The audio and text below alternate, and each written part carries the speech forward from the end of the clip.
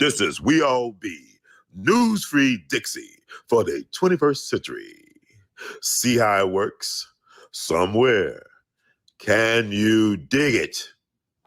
And so just want you to know. Man, I looked at that smile on your face just now. And the first time I ever wished I was a photographer to take that picture and let the world see that honesty and that integrity. And know some of the things I know, how you drive all over the country to chase us down. Chase us down. Okay? We move so fast. I don't know if you're married. I don't know if you're a family. I don't know if you're a wife. Okay? But when we get on here, we bosom friends. Anytime I see you, I stop whatever I'm doing. Hey, my man, how are you? Hey. Hey, man, what, that's, I owe that to you. It's an obligation that you have.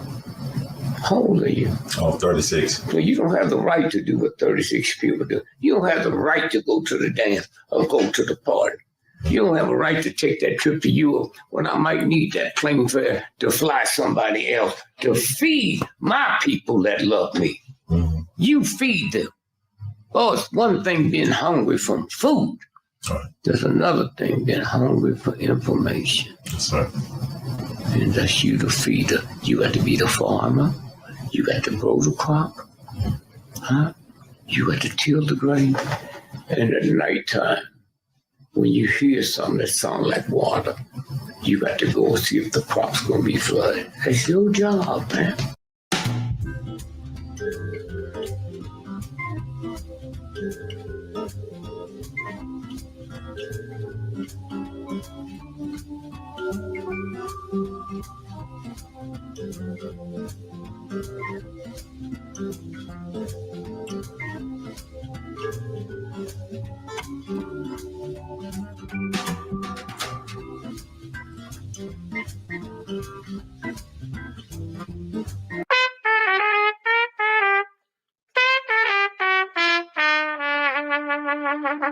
Hey, everybody, this is Brother Ron.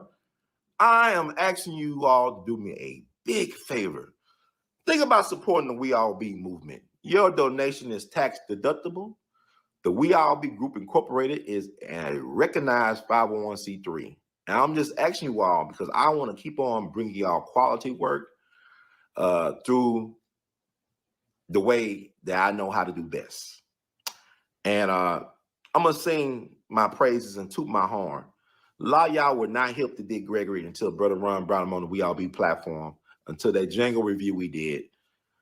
Y'all seen another side of Judge Joe Brown, and Judge Joe Brown's message has been amplified. But it was We All Be that brought Judge Joe Brown to y'all back in 2014, and so many others. And we covered so many things. So help us out so we can help you all. Peace.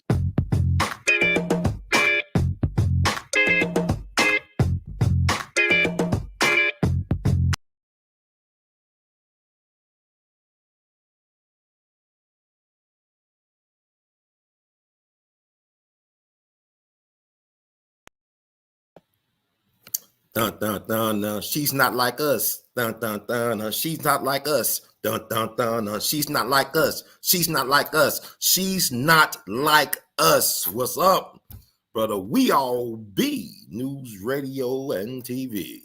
News free Dixie for the 21st century. I hope you can hear me loud, black and loud and proud. This is Brother Ron on the melanin side of the game, and the games they play. Let's get ready. Are y'all ready? Yay. Thank you all for holding it down. I wanted to come to y'all earlier than this, around noon, because like Baba Dick Gregory would say, pray for the truth to come out at noon. The truth comes out at noon. The truth comes out at noon. The truth comes out at noon. I'm in a good mood. Yeah. It's 2024, baby. Better wake up. 2024.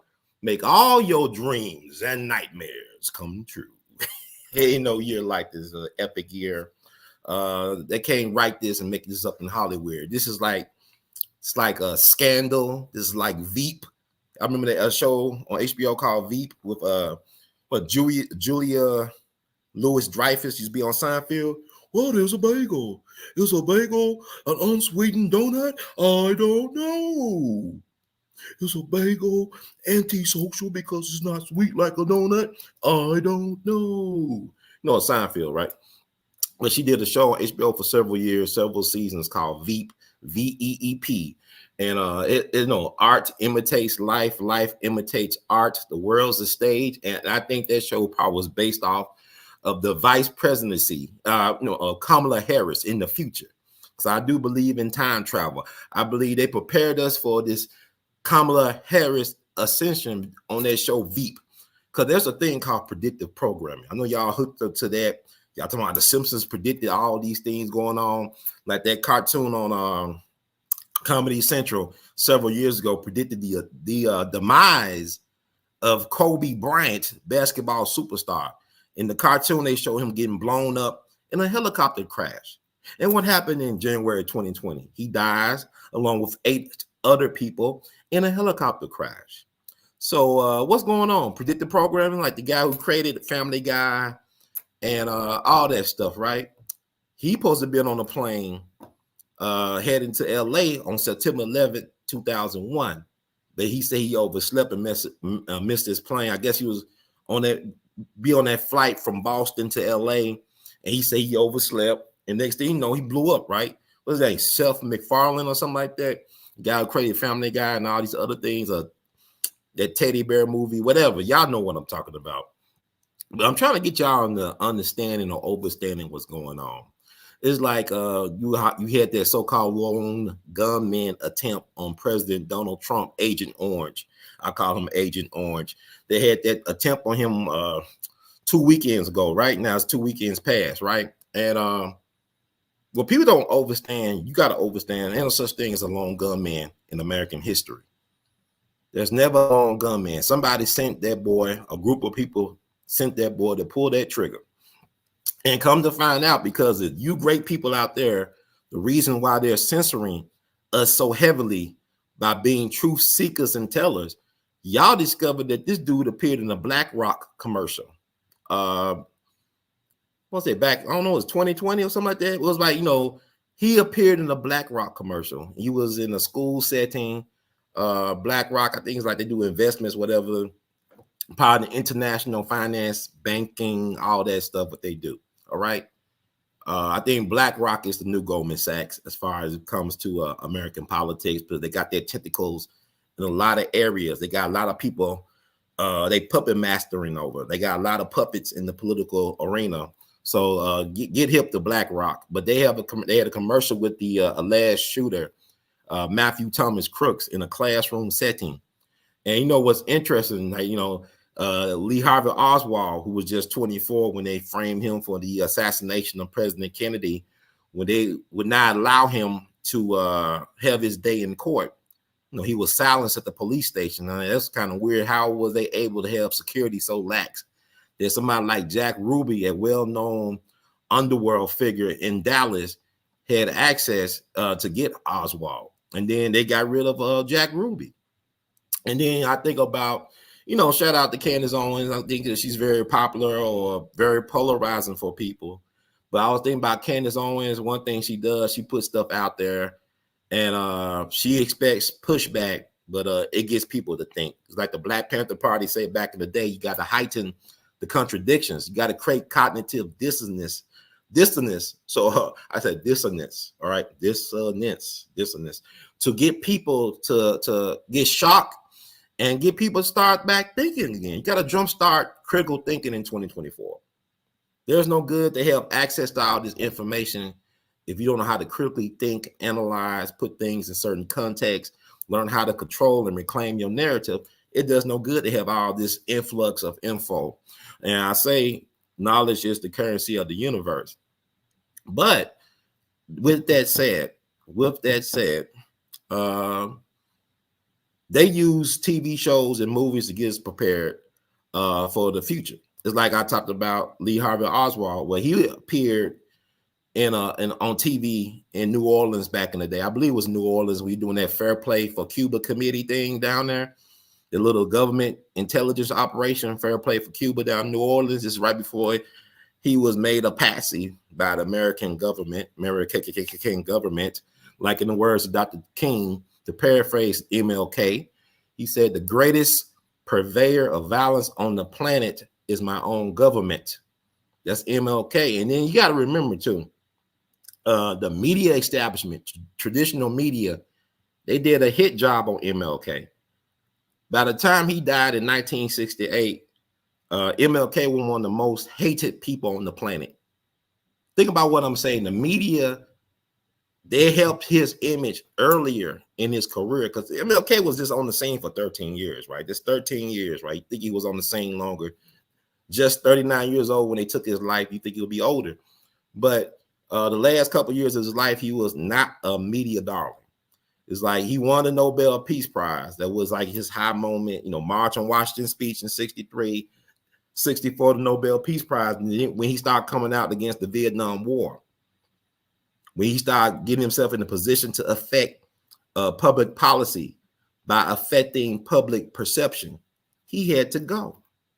Washington Post, a lot of these papers, New York Times, they demonized Dr. King at the end.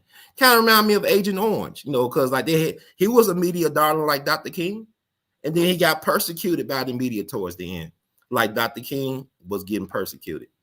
And now, how they write history, they got a big $100 million plus statue in DC, the Chinese MLK on the nation's lawn, LAWN, got an MLK Chinese MLK made by a Chinese national sculptor.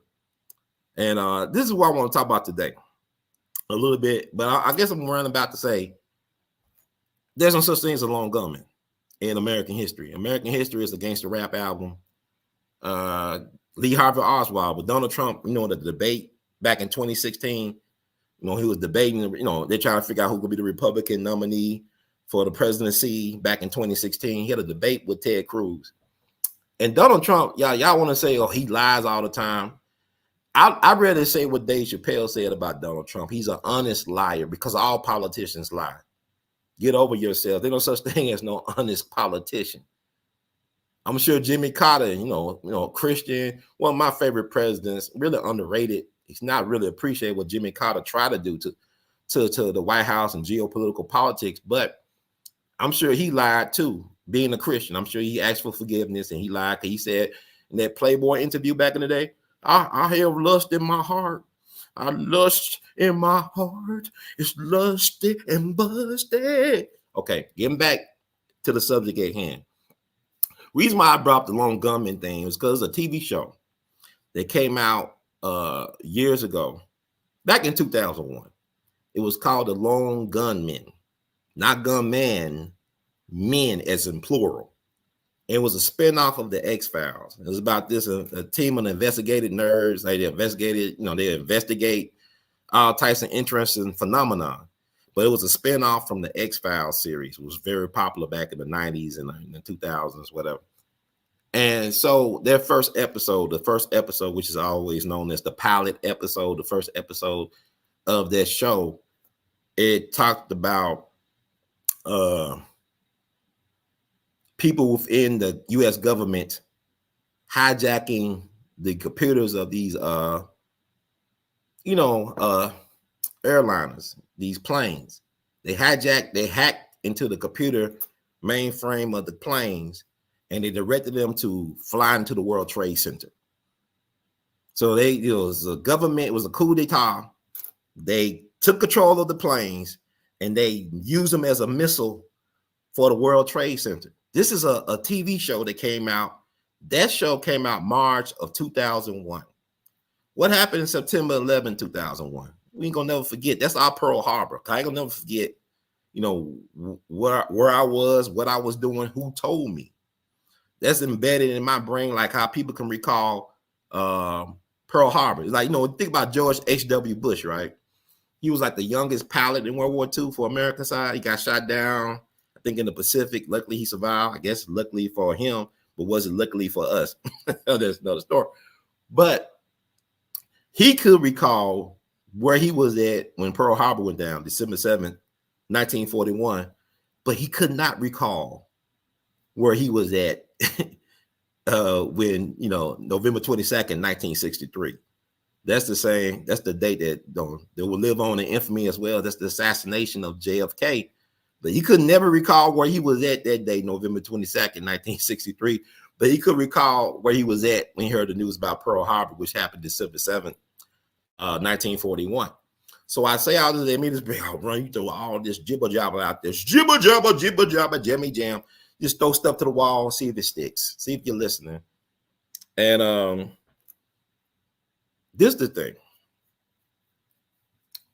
They be playing us for some chumps, okay?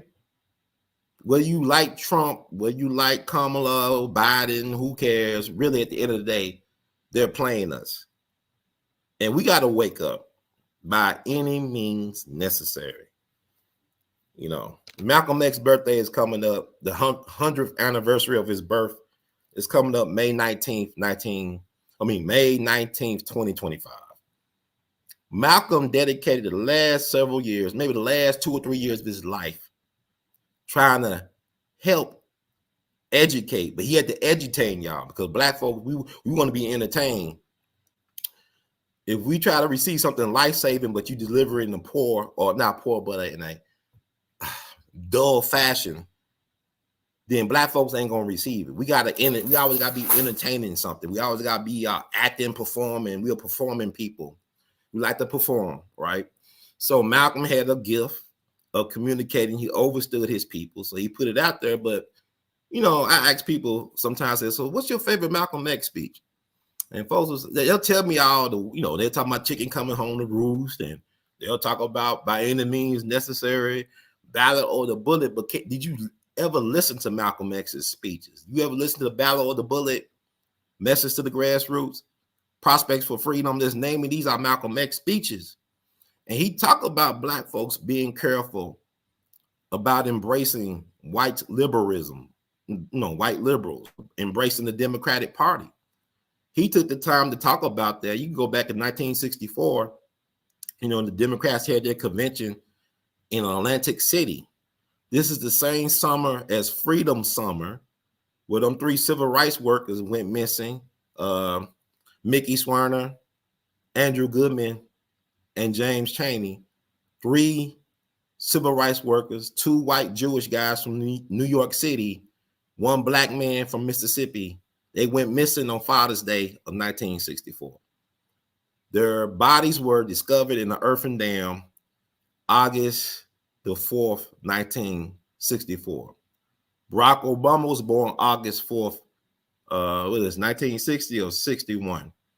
Y'all know when Barack was born, like 1960 or 61, something like that. But what I'm saying is, that's interesting. Like he about 3 years old, whatever. Let me make sure. Because now I'm trying to figure out what year Barack Obama was born. I know if I say something wrong, I know how they do black people on this. Man, Brother Ron lied because he didn't know when Obama was born. He was like a year or 2 off.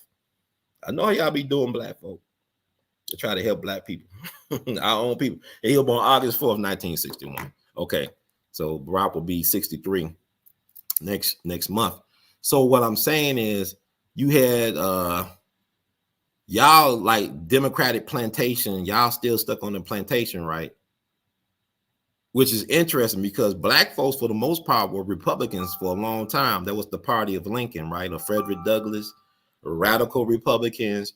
Reconstruction was the Republican Party that came up with the idea of Reconstruction, right? 10 years of black excellence on steroids with Reconstruction era. And we still don't understand what was lost with the ending of the Reconstruction era, because the Republicans wanted to maintain control of the White House.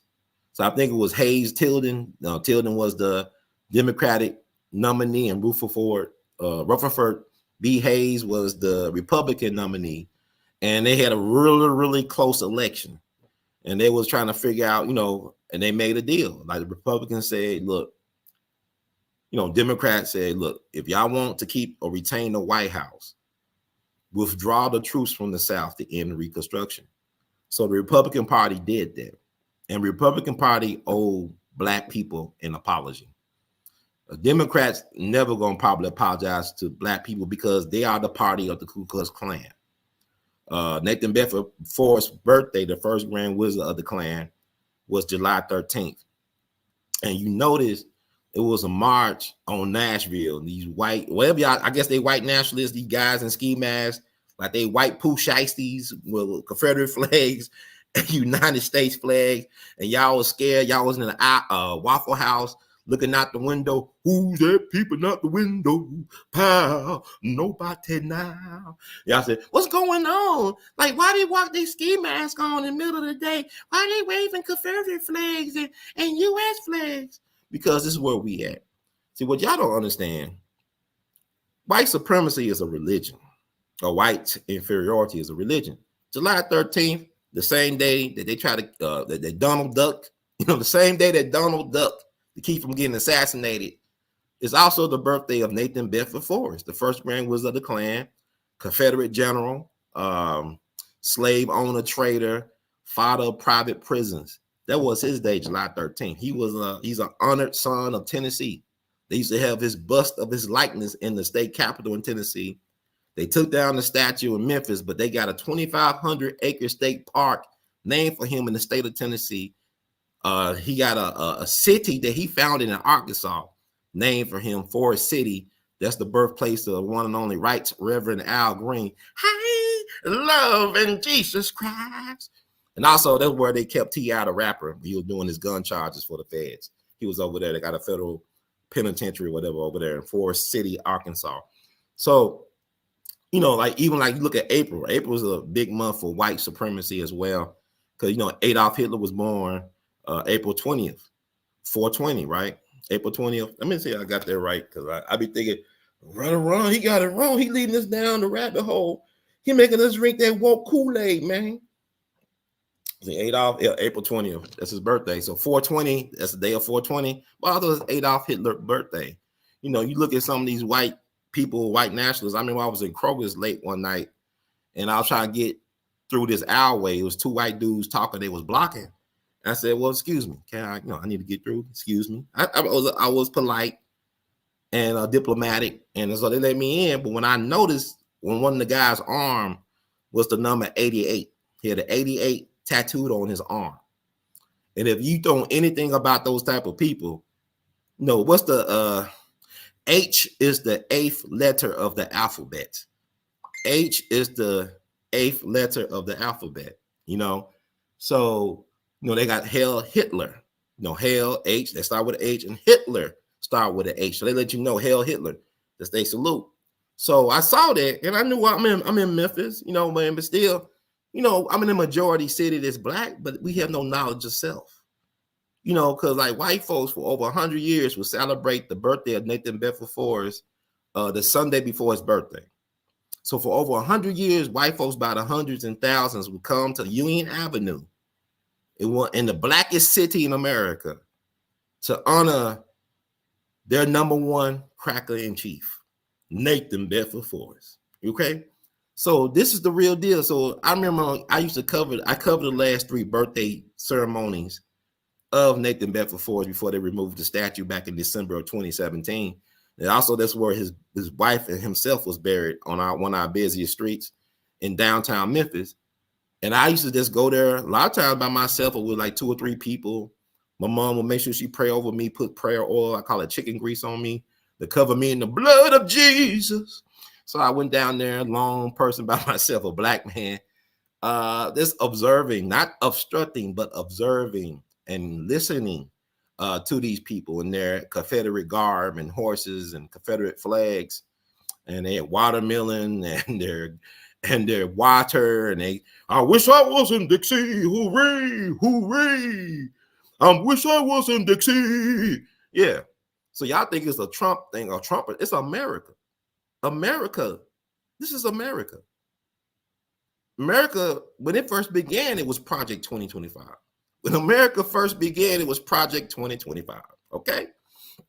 And I'm going to tell you a little bit. I know I'm getting what are you talking about? What's your point? My point is that I'm in a city full of black people, and we do some crazy things against each other. But when it comes to recognize the real enemy in our midst, see, they hide in public. Because these people that will gather at Nathan Bedford Forrest's resting spot, there was no hillbilly, white, trailer park, trash people. These were professional people, people in law enforcement, in medicine, in law, entrepreneurs, successful people that will honor this white man, one of their white heroes and saviors for over 100 years in a black city, and black folks didn't know who the hell was buried there all that time. A lot of us didn't know. I remember when I used to be down there covering it, black folks would be just happening by, because normally it'd be black folks all crowded on downtown, because that's Southwest College, community college right across the street from Forest Park, which is now Health Sciences Park. So it'll be black folks down there all day, every day, except on the days when the white folks show up in droves to that part of Memphis to honor their hero. And when black folks would happen upon the celebration, they will get upset. They want to fight. I said, wait a minute. I know this is our city, but this is like they outnumber us. They got guns and all this stuff. It ain't about being afraid. It's about being aware. They've been doing this for over 100 years, and you live in this city all your life. You didn't know that? I remember, and I'm gonna get to the main course of the meal, right?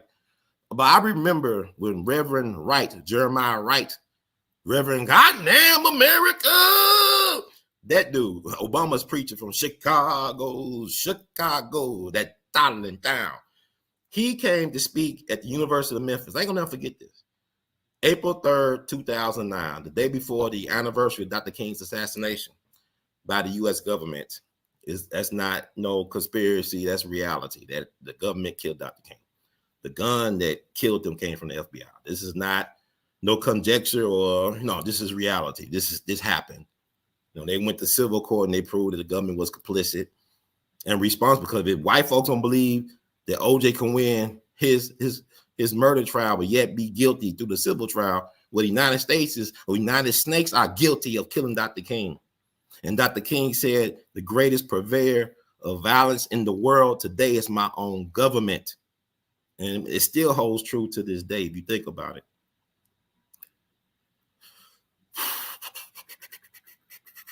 But yeah, but Reverend Wright spoke, right? And we had to go to metal detectors because the hate is real. Y'all think it started with Trump. America always been like this.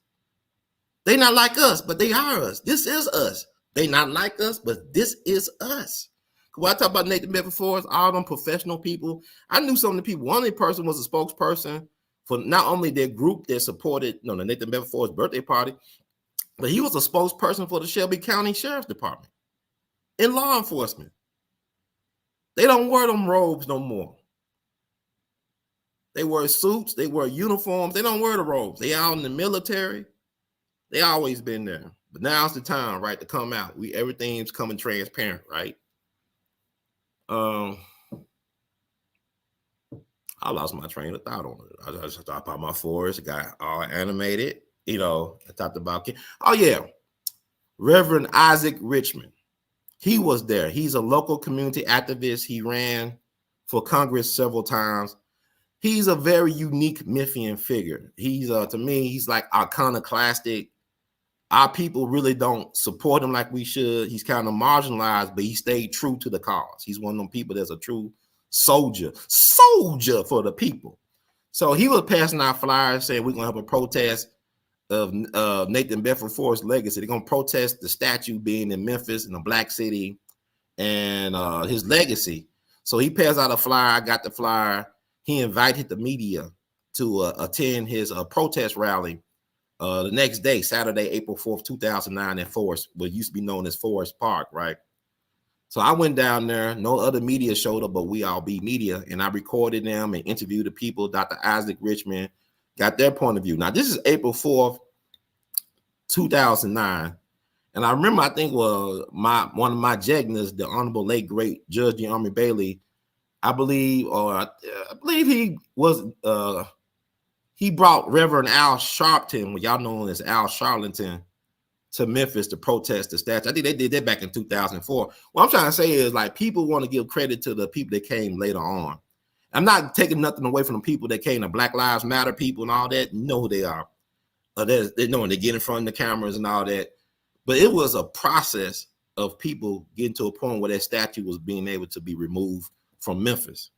And it's, like I said, with Isaac Richmond, he was really ahead of the curve. Him with his faithful people, they call themselves core. Like, I guess it was spelled differently from core, the National Core Civil Rights Group, which was CORE. They spelled theirs different. I think they spelled it like CORR or something like that. But anyway, I think that's right. I got the footage. But, he was out there in the sun with his people. It's like that thing that if you're not around when a tree falls in the forest, does it make a sound? And because I was around and I documented what they were doing, it lasted beyond April 4th, 2009. So it's been circulating for years out there. And you manifest what you want by focusing on what you want, and you make it real. Well, you can speak stuff into existence. You can manifest things into existence. A lot of us don't believe that because we told we're powerless, that we have no value, that we have no connection to divinity. But we are the most divine people. We are the most connected people. But we got to get our mind right, because the head had been connected. The head had been disconnected from the body for a long, long time. So now it's time for us to come together like Voltron. Y'all know Voltron, my 80s baby. You know Voltron, they all come together. Okay, it's time for not all of us, but the chosen ones need to come together. Amen. The chosen ones. And so here I am. They've been trying to quiet me down on these social media streets. They've been trying to malign me. I mean, they don't want me to have. I like listening to Ken Owens. Why can't I have 2 million subscribers on YouTube while y'all blocking me and demonetizing me and removing videos that have been up for 15 years?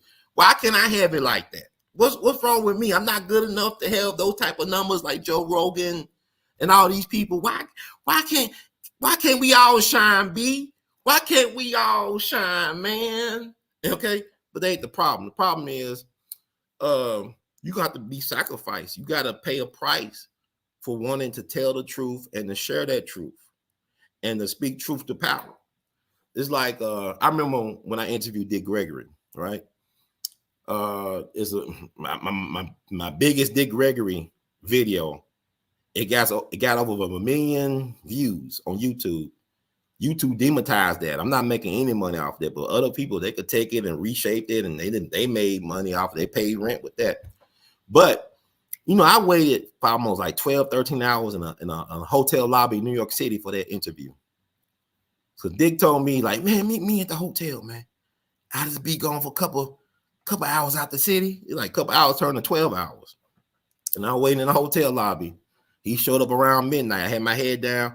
Hey, Brother Ron.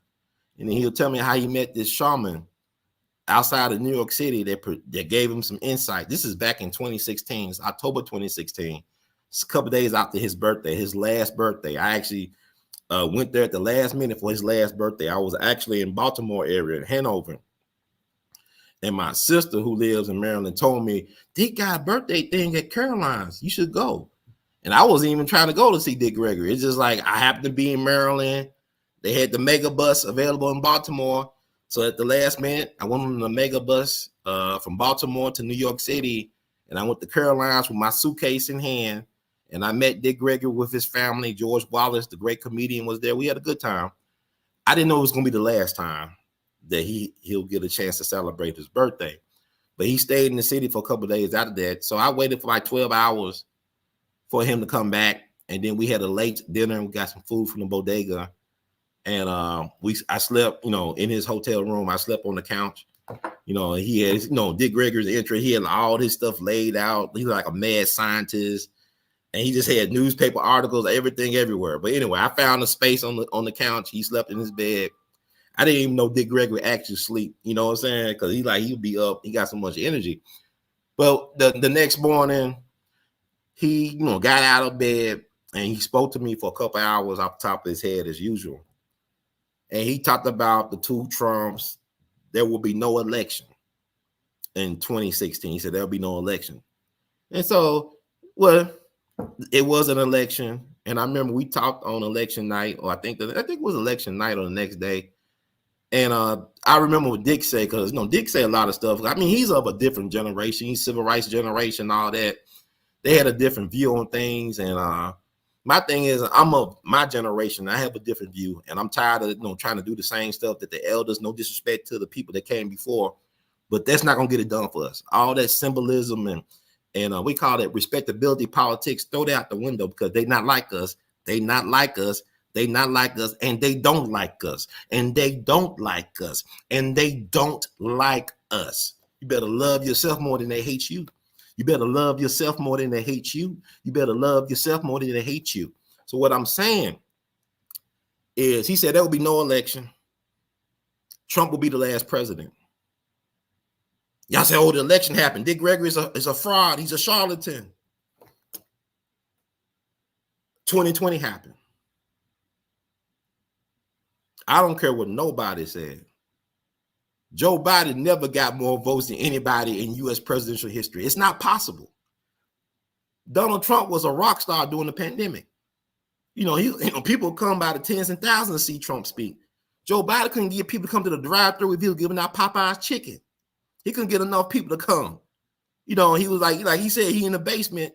He trying to, and Trump is just Trump. Trump is like, oh, he's old. I said he got more energy than some people I know in their 30s and 40s. I know people in their 30s and 40s are lethargic, and Trump could go all night. Trump be out there speaking off the top of his dome, be campaigning here and there. He's like what Harry Truman was back in the day. Give him hell, Harry, doing whistle stops. Joe Biden could barely get out of bed before it's noon, it seems like. And then he go to sleep at 4 p.m. I'm just joking. These are jokes, folks. I don't think he know that he actually suspended or ended his campaign for president. I think Dr. Jill Biden told him today. I'm thinking. I didn't think I don't believe he ever write any of his stuff on social media either. I could believe Donald Trump write his stuff. Donald Trump is not Donald Trump is interesting. Donald Trump, I ain't gonna get to all that, but what I'm getting back with Dick Gregory, people I like what he said wasn't true. He said Donald Trump will be the last president, 45. 4 plus 5 is what? It's 9. What is 9 in numerology? 9 is the number of completion, of beginnings and endings. The number 9. Number 7 is divinity. But number 9 is the number of beginnings and endings, cycles. So Trump, if you think about 2020, which was contested, a lot of Americans, millions of Americans believe that it was stolen from Donald Trump. And you look at what's going on now. Donald Trump probably was the last president elected by the American people. Because if you think about it, Donald Trump, he got the electoral college in votes, but he didn't get the popular vote. Hillary actually got more votes than Donald Trump. But yet Trump won because I believe Hillary and them took Trump for granted. They didn't see him being able to achieve that. I don't think Donald Trump thought he would achieve that. That's why he, presented himself the way he presented himself. He just give him hell. He was just speaking his mind, being very entertaining, and he was a media darling. People loved Donald Trump 10 years ago, 8 years ago. Then y'all hate Trump? It's like with King. People loved Dr. King back in 64. But when 1967 came around, he wasn't loved. I mean, they threw a brick at his head up in Chicago, I believe. If I'm not mistaken. Somewhere in Illinois, they threw a brick at his head, hit him in the head. Dr. King was not universally loved by these powers that be. That's what I'm saying. And that's why I'm on this thing, because people are talking. You got a lot of people talking on social media, but what are they really talking about? They're not saying too much of anything, but it's entertaining to y'all. And I'm trying to learn how to be more entertaining to get this information out to you all. But the thing, I don't know if it's doing any good. But Trump didn't think he was going to win in 2016. I think he just did. And I'll tell people this too, why it's on my head. Movies, because Hollywood is about predictive programming. Look at The Simpsons and how it predicts the future. I talked about the Lone Gunman TV show. Y'all should check out the first episode. I think it's still on YouTube. But some movies you should look at. I mentioned Veep, right? I think Veep was getting us prepared for a possible presidency of a woman, of a quirky woman. The quirky woman by the name of Kamala Harris, the giggler, like the laugh and most inconvenient, moments. But 2 movies I would suggest y'all look at. Wag the Dog. Look at Wag the Dog with Robert De Niro and Dustin Hoffman. That's a good movie. It talks about Robert De Niro being a handler of the president The president was going through a sex crisis. This came out, or sex scandal. This came out the same time that the Lewinsky thing was going on for President Bill Clinton. Yeah, I did not have sexual relations with that woman. Indeed, I did. Yes, I had sexual relations with that woman. It was pretty good. Anyway, that movie came out around that time, late 90s, I believe. It talks about how the White House hires a top tier Hollywood producer to create a fake war to get the people attention off the troubles of the president. And y'all should look at that. Another movie is Bullworth. Bulworth. It stars Warren Beatty and Halle Berry, Don Cheadle, and some other people. That song Ghetto Superstar with Pras from Fugees and Maya. Ghetto Super. Oh, dirty bee, oh, dirty bastard. Look at that movie, Bullworth. Because it reminds me of Donald Trump. I mean, he almost got assassinated. He's just speaking truth to power. He's doing that. He's tapping into that old school populism. He's like a populist for the millennium, for the new generation, whatever. He's a populist. He reminds me of a couple of people. But anyway, Bullworth is a good movie to look at. Wag the Dog, those two. And also another movie, if I can think of it, I think it's called Executive Action. Let me see. I'm going to look that up. That's Burt Lancaster, Executive Action, if I'm not mistaken. I'm going to look it up. I don't want y'all to say Ron is a disinfo agent because I got one thing wrong. I can get a date off, a title wrong. Y'all say, well, Ronald, Brother Ron is an agent. Brother Ron's an agent. Yeah, Executive Action. These are 3 movies you should check out. Executive Action, Bullworth, and Wag the Dog.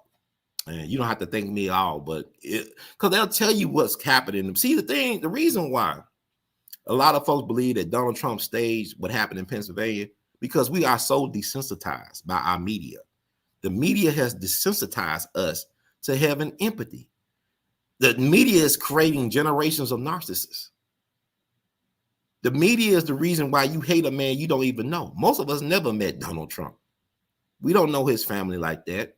And yet the folks that was his colleagues and peers, they the main ones bitter or talking crazy, like Robert De Niro.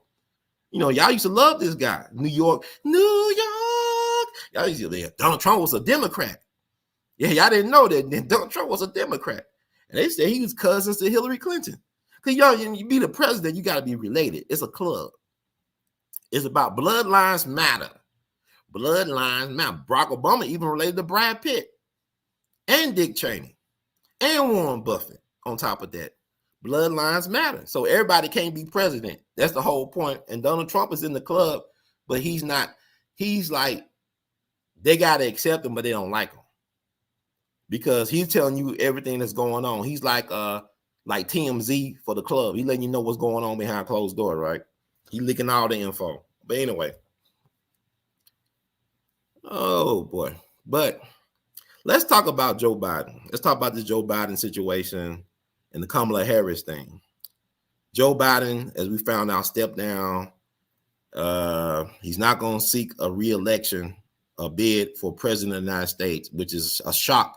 It has sent shockwaves throughout America. Because, he has some supporters that want him to stick it out. Hang in there, Joe. Keep on swinging, Joe.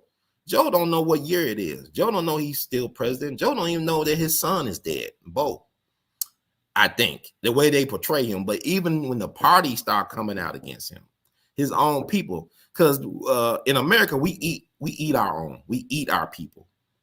We cannibalize everything. We eat people. We consume them. We consume hope and dreams and all that stuff. It's America way. It's the American way. So when Joe Biden had his own leadership in his party come against him, leaking out info, doing Zoom calls, Facebook Lives, whatever, X, Instagram, let everybody know, hey, we don't like him. We don't want him.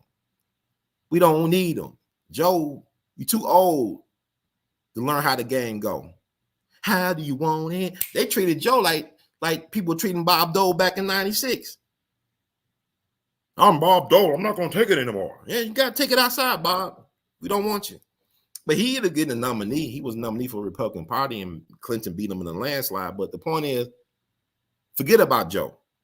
And they just, I mean, they totally, and I'm not, I don't hate Joe Biden. I just think it's weird that people can't overstand how much damage he did by being 50 years deep in federal government policy. Joe Biden has done damage.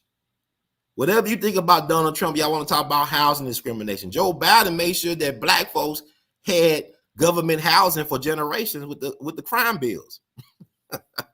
He made sure, I gave you Negroes free housing, 3 hots and a cot. And this is how you pay me. He talked to y'all like Denzel was talking to those people up in the jungle in Training Day. 23-hour lockdown, shoot program, Pelican Bay. And how Joe Biden be talking to black people. Like he had that Zoom call and he got elected. This Candyland, nigga. Candyland. He Candyland. Eat candy. That's like candy. But when you diabetic, though, that's death. But like he told them so-called black leaders, I ain't doing nothing for you, man. I can't do nothing for you, man. I can't do nothing for you, man. Come on, man. I can't do nothing for you, man. He told them, it's a Zoom call. Y'all it's out in the internet. You don't have to like me or believe me. It's already out there. I'm just the messenger. Trying to give y'all a message. And y'all want to say return to sender. Okay. But he told the so-called black leaders, this is when I say black, I'm talking about, I think Mark Morial from the Urban League, National Urban League, Derek Johnson from the National NAACP. I think Al Sharpton was on call. Any black leader you think is a so-called black leader, really black puppets, all right? I met Derek Johnson several times. I met Mark Morial a couple of times. They cool. See, this thing is not a personal thing. I don't have any animosity towards these people, but I do reserve the right to use my freedom of speech to criticize, to bring attention to when the BS ain't smelling right. It's not smelling like it should. You know what I'm saying? So he told him, I ain't gonna do nothing for you. Remember when Trump had the platinum plan? Like he wanted to initiate the platinum plan for Black America, something for black people. And Ice Cube had this thing planned for a contract with America, something like that. And y'all was like ridiculing Ice Cube. They used black women. They weaponized black women against black men in politics. And we could talk about that. There's a lot unpacking there, but I'm trying to keep it short. There's a lot to talk about, but if y'all want to hear me, support what we do. You can cash out your support. Share this video, subscribe to our Rumble TV channel or rumble.com/WeAllBeTV. I got a second backup YouTube channel. If you look at this on WeAllBeTV on YouTube, I'm going to remove this video because they've been in the habit of removing and censoring my videos and blocking my ability to sometimes live stream. They've been doing this for the last 6-7 years. But I can't get $100,000 subscribers. Like, why can't I get them? Everybody else getting subscribers. Well, okay, I get. I'm just gonna be honest. Like, it's weird. What is it about me? I hear other people talk about the same stuff that I talk about on my platform. They get subscribers. They able to sell stuff. I mean, it's crazy. But you know, I love my people. The ancestors got me. You see all my wall. This is my artwork.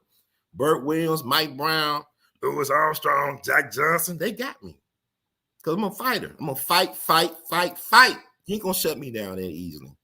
And even when I die, you ain't gonna be able to silence me. That's how I do. It's like a Tupac thing. You're not gonna kill me. You think you're gonna kill me, but you're not gonna get rid of my spirit. You're not gonna get rid of these words that coming out of my mouth. Somebody gonna pick up the baton and run with it. And that's the whole point why I do what I do. Because we all be in it to win it. But with that said, Joe Biden give us nothing as black people. With Kamala Harris, if you want to say, let's talk about Kamala Harris. Kamala Harris is more South Asian than white. She's an Aryan and she's South Asian. More than she's so-called black. It said, well, no, she's the first black president. Black to who? She wasn't raised black. She's not black enough. And I'm tired of black people. We got to stop. Look, what they did in 2008 and 2016, the Democratic Party, what they did in 2008 and 2012, ain't gonna work in 2024.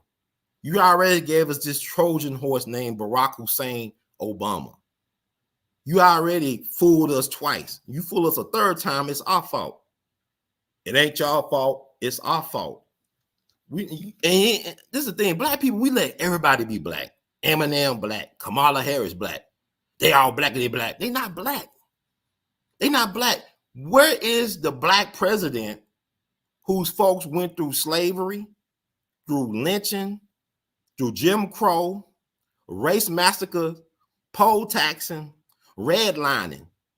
These are not black people. These are mulattoes, mixed race people who are buffers for the gatekeepers, or buffers for you can't serve both. You can't serve two masters.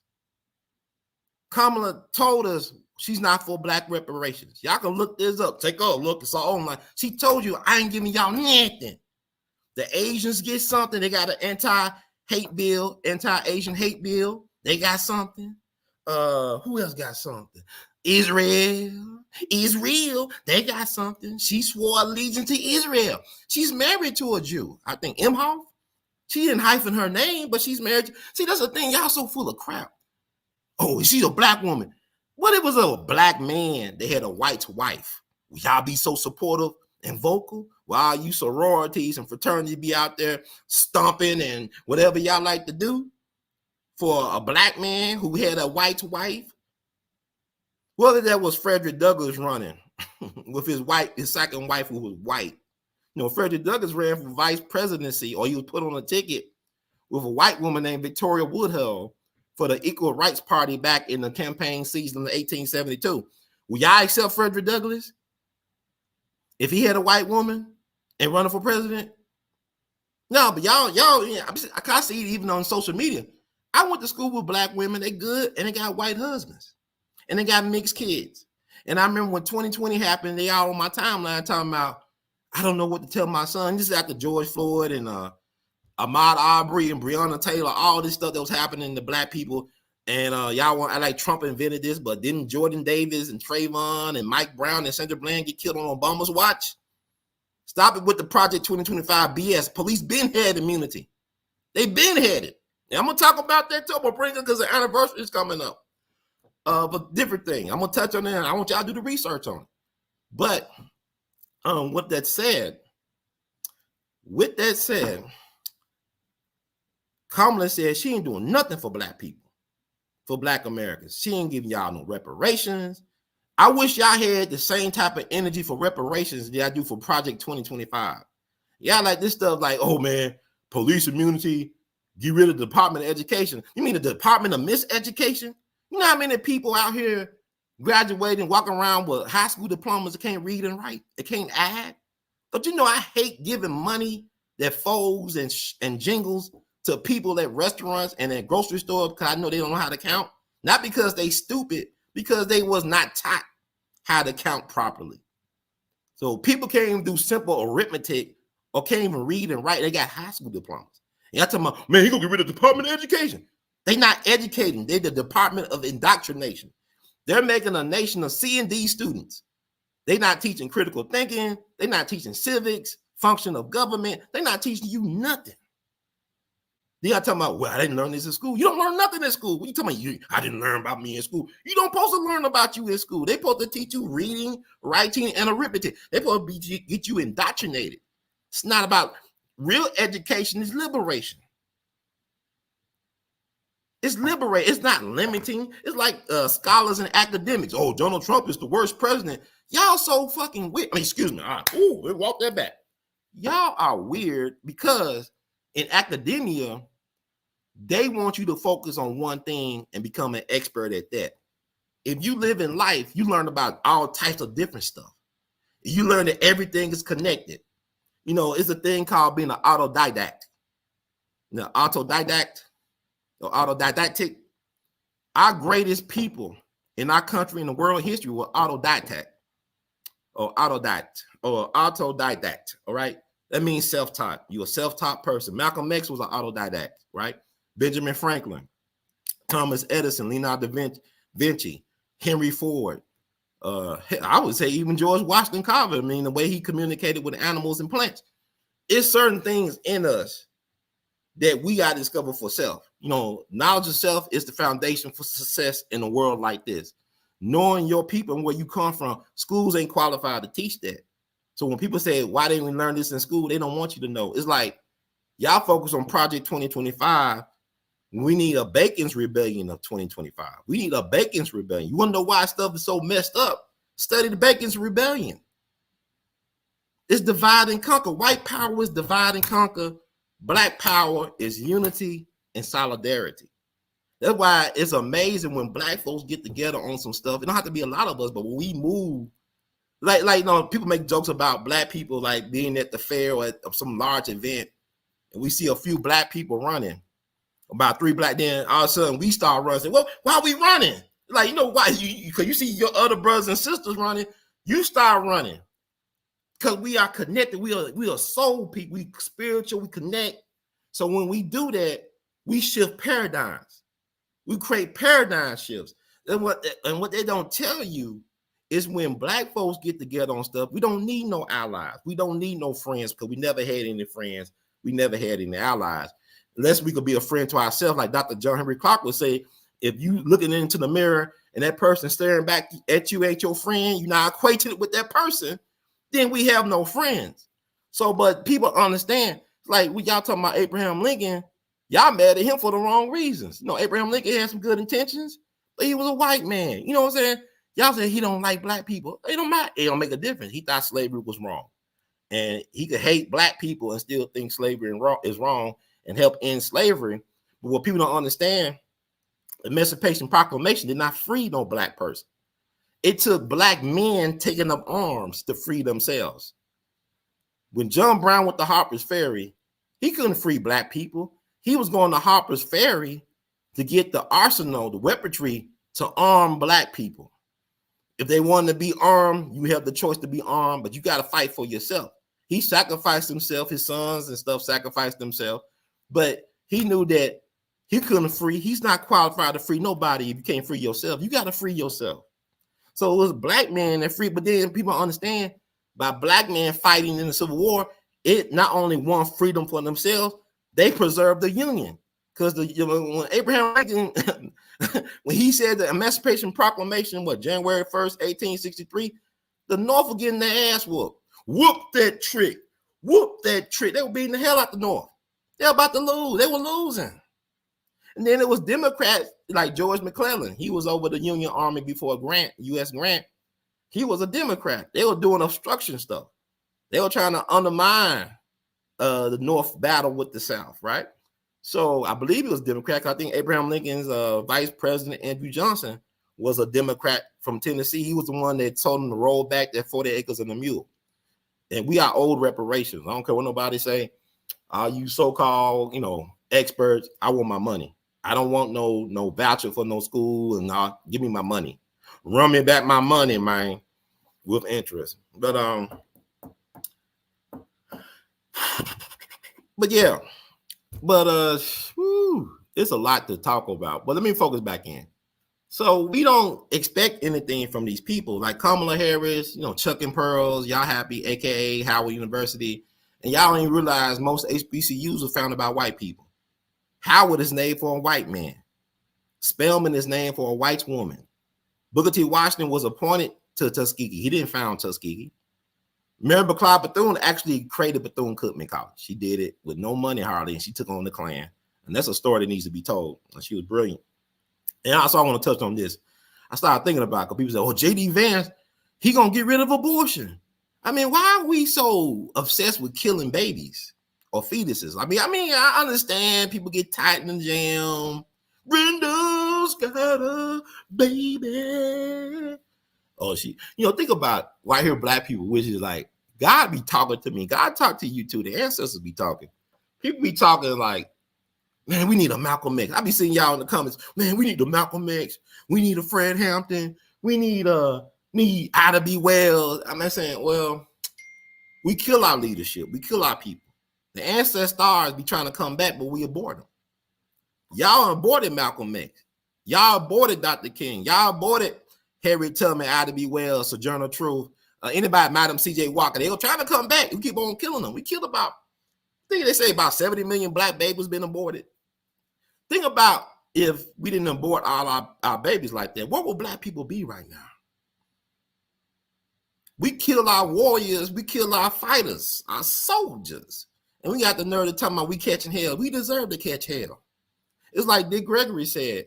Yeah, I can take that out of context, but Dick Gregory said it best. He said basically, you know, I can't get mad when they drop bombs in America because my tax dollars are going to pay for bombs to drop over there.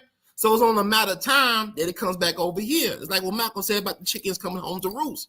You do all this dirty stuff around the world, you think you ain't gonna be touched? You think we ain't gonna get touched right now? We are in World War III. I'm gonna say this right now. We are in World War III.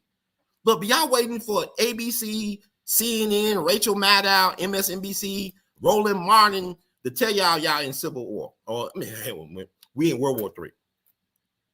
And I tell people, I would not want to be around Paris during the Olympics. I'll get my assets out of there.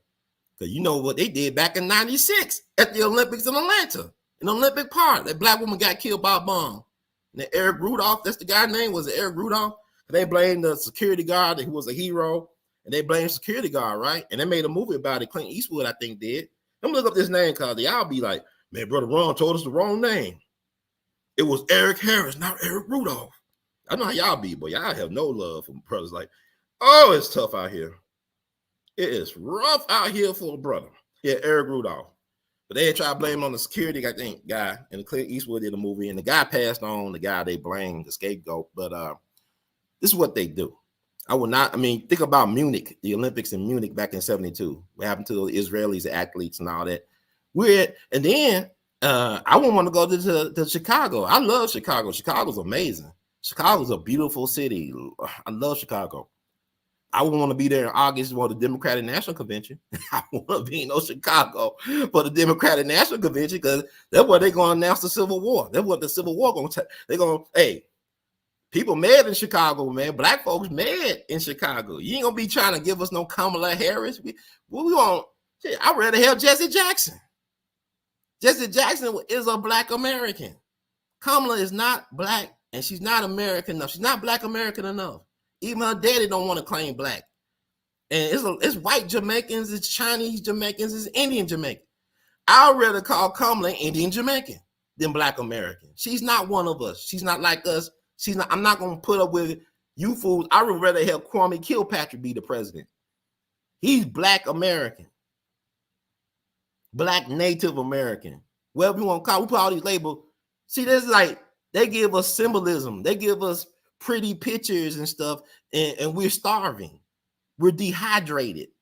We're malnourished. And you folks are dying over symbols. You need substance. We need substance, and y'all ready to settle for symbols. Ain't y'all tired of that? Got the nerve to talk about Agent Orange like Donald Trump's the problem. I said, all them racists, man. This they system. And y'all don't even, it's grown people making way more money than me don't even know what racism is. Y'all be talking about black people racist.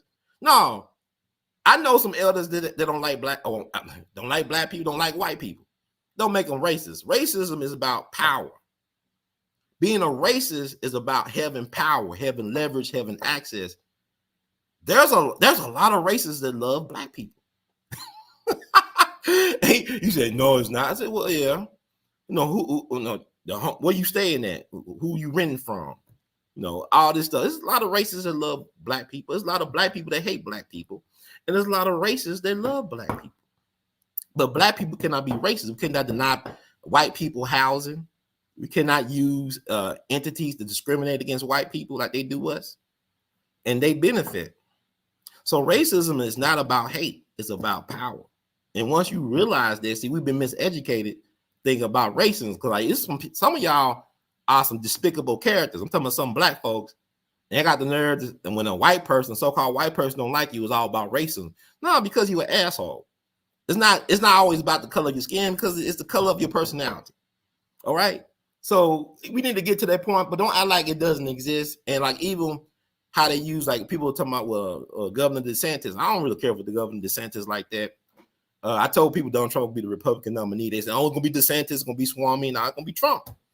and Trump is the Republican nominee. But what I'm saying about DeSantis with the critical race theory, they're not teaching about us. Don't you know, especially in Florida, because if they really told the truth about how they treated black people in Florida alone. But now they use our pain as a Trojan horse for other people's gains. Like, really, that critical race theory y'all talking about ain't about black people. It's about sexual orientation. It's about Rainbow Coalition, not the Jesse Jackson, Fred Hampton type, the other Rainbow Coalition. We got to reclaim that rainbow. That's another story. But y'all get mad over there. They don't. I didn't learn about Emmett Till from school. I learned about Emmett Till by reading my grandma's Black History encyclopedia from the 1970s as a child while I was in elementary. School never taught me about no Emmett Till, no Medgar Evers. I learned that at home from my grandmama's encyclopedias. I self-taught. So, and Emmett Till's birthday coming up July 25th. I went to his grave in his home childhood. It was amazing. It was very spiritual. I'm not gonna talk about that right now, but I just want you to know I'm aware how things connect, you know.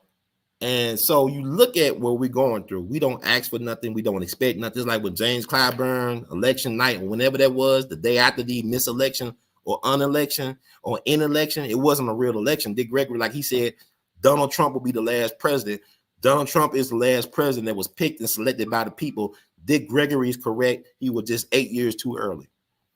And James Clyburn was asked by the media, well, Mr. Clyburn, Representative Clyburn, you was pivotal in helping Biden get the White House. You helped him in the South Carolina primaries. If it wasn't for you in the black vote, he may not be president right now. So what do you want from Joe Biden?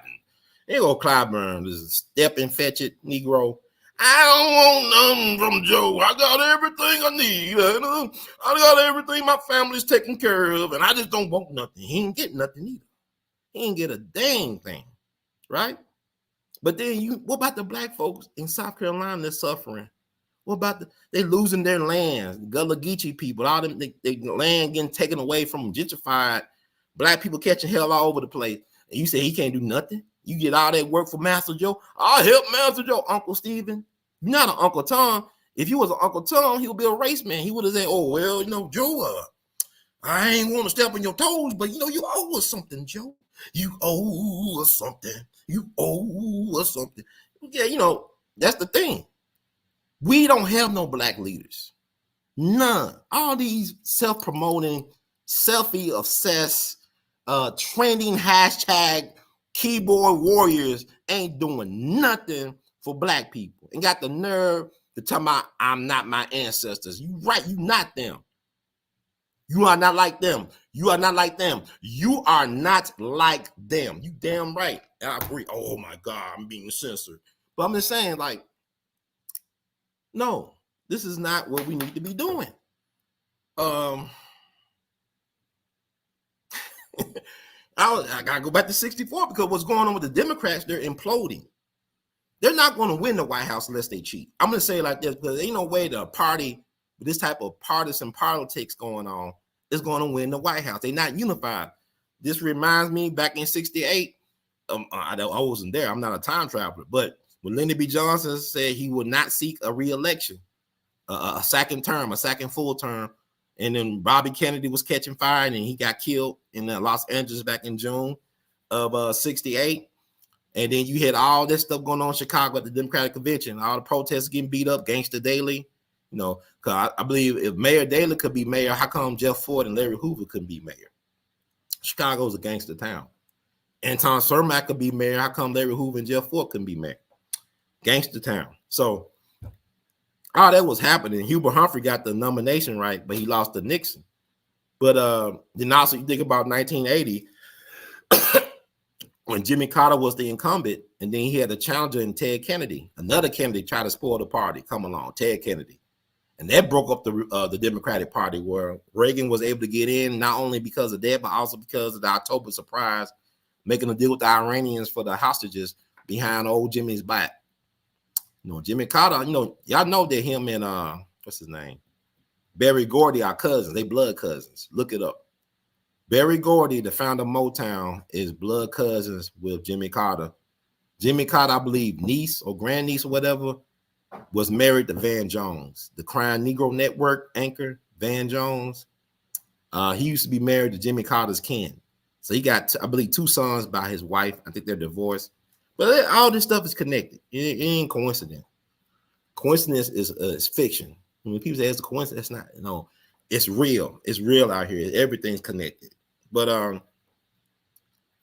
Kamala, if black people, and this is a good thing,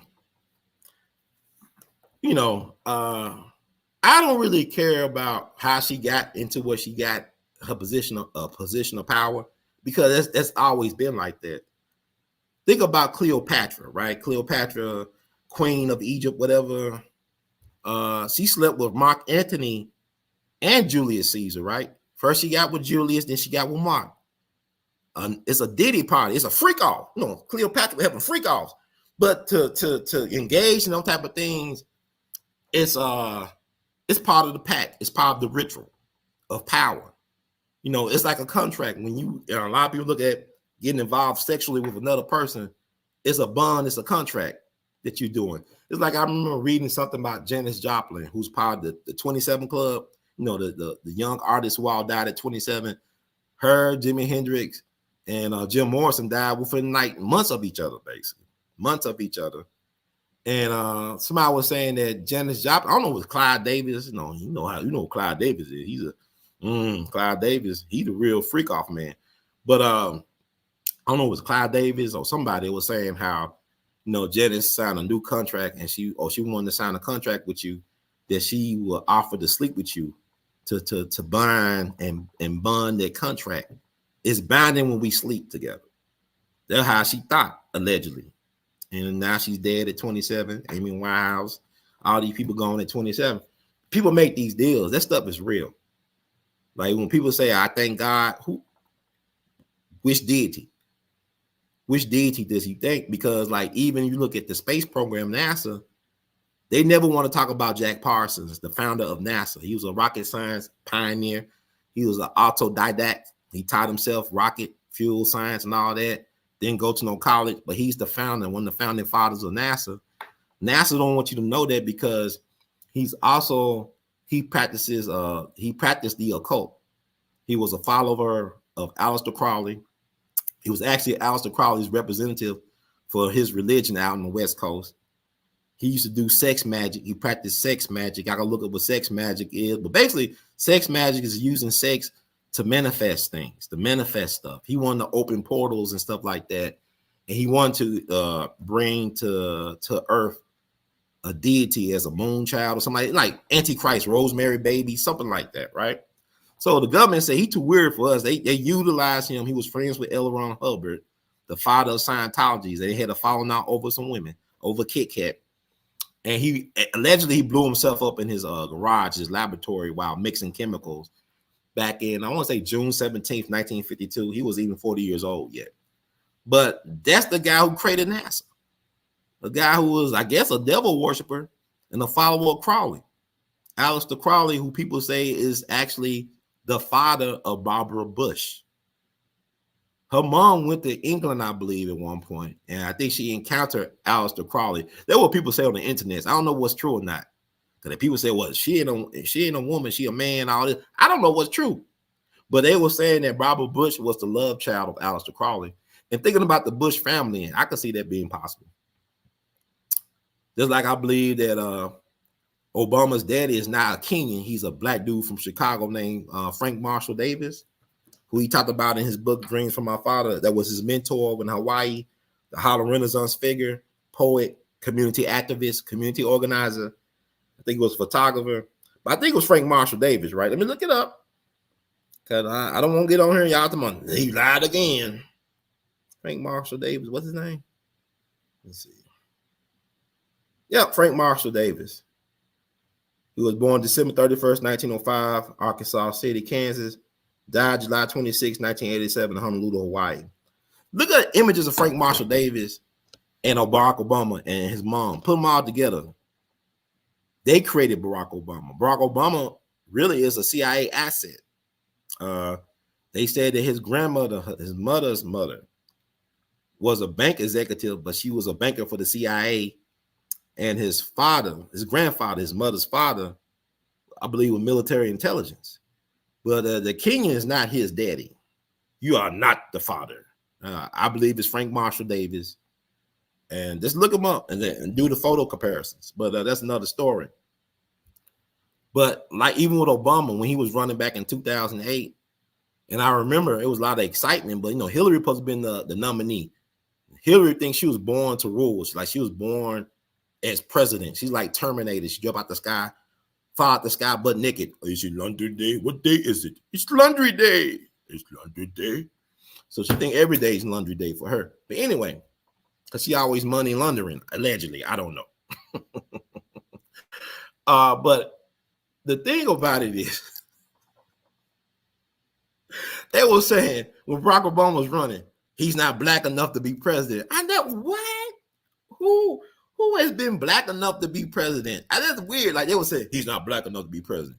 Even Al Sharpton, he's not black enough to be president. Hillary is our president. I remember Stephanie Tubbs, the congresswoman from Ohio. She was going hard in the paint for Hillary. Then she had an aneurysm or something. It kind of reminded me when I heard the news of Sheila Jackson Lee passed away from pancreatic cancer. It's like she was a blood sacrifice for the Democratic Party. Like Stephanie Tubbs seemed to be a blood sacrifice for Hillary Clinton's campaign in 2008. And I actually met Sheila Jackson Lee last year at the National Civil Rights Museum. And like I said, I don't have no animosity towards the person. She was actually a very nice person. She was very accommodating. She was cool. But her policies or lack of policy initiative, that what bothered me about her legacy is that she didn't do anything for black people. They always talk about reparations. That's it. They didn't give reparations. And she was in a position. And you think about what's sad, that we don't know what we're missing. Like, she was a replacement, so to speak, for a guy who held that position, like maybe a little bit earlier than her. I think it was a guy that came before her, and she got the seat for him. But before them was a cat named Mickey Leland. Look up Mickey Leland. Mickey Leland, Leland, from Houston, Texas. And this guy was he was a visionary. He was a humanitarian. He led the Black Caucus in Congress at one point. He was what they call an eccentric. He used to wear dashikis and stuff in Congress. He was like, how y'all talk about Justin Pearson, the Afro dude with dashikis from Memphis up in the State House in Tennessee. He was kind of like him with the dashikis and stuff, but he wanted to end world hunger. He actually committed his career, his political career, to ending world hunger. And he did work in Africa. And what was interesting with him, he died in a plane crash. His plane crashed into the side of a mountain. Everybody on the plane died. But this is what's interesting.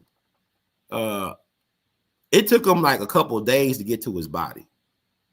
It took him a while to get there. I mean, he died, and I'm thinking they were making sure that he was dead. He probably could have survived had they got there early. But our people took all day getting to him. They took a couple of days. I don't know how, off the top of my head, how many days it took. I mean, look. I'm just trying to, I just want to be right. I just want to be right when y'all think I'm wrong. I just want to be right and y'all think I'm wrong. Okay. Yeah, he died August 7, 1989. I'm just trying to see how long did it take him to retrieve his body, because he probably was alive. They'd make sure he was dead. Okay. Yeah, 16 people died altogether on the crash, including the acclaimed writer Roberta Warwick, who wrote under the pen name Maria Thomas.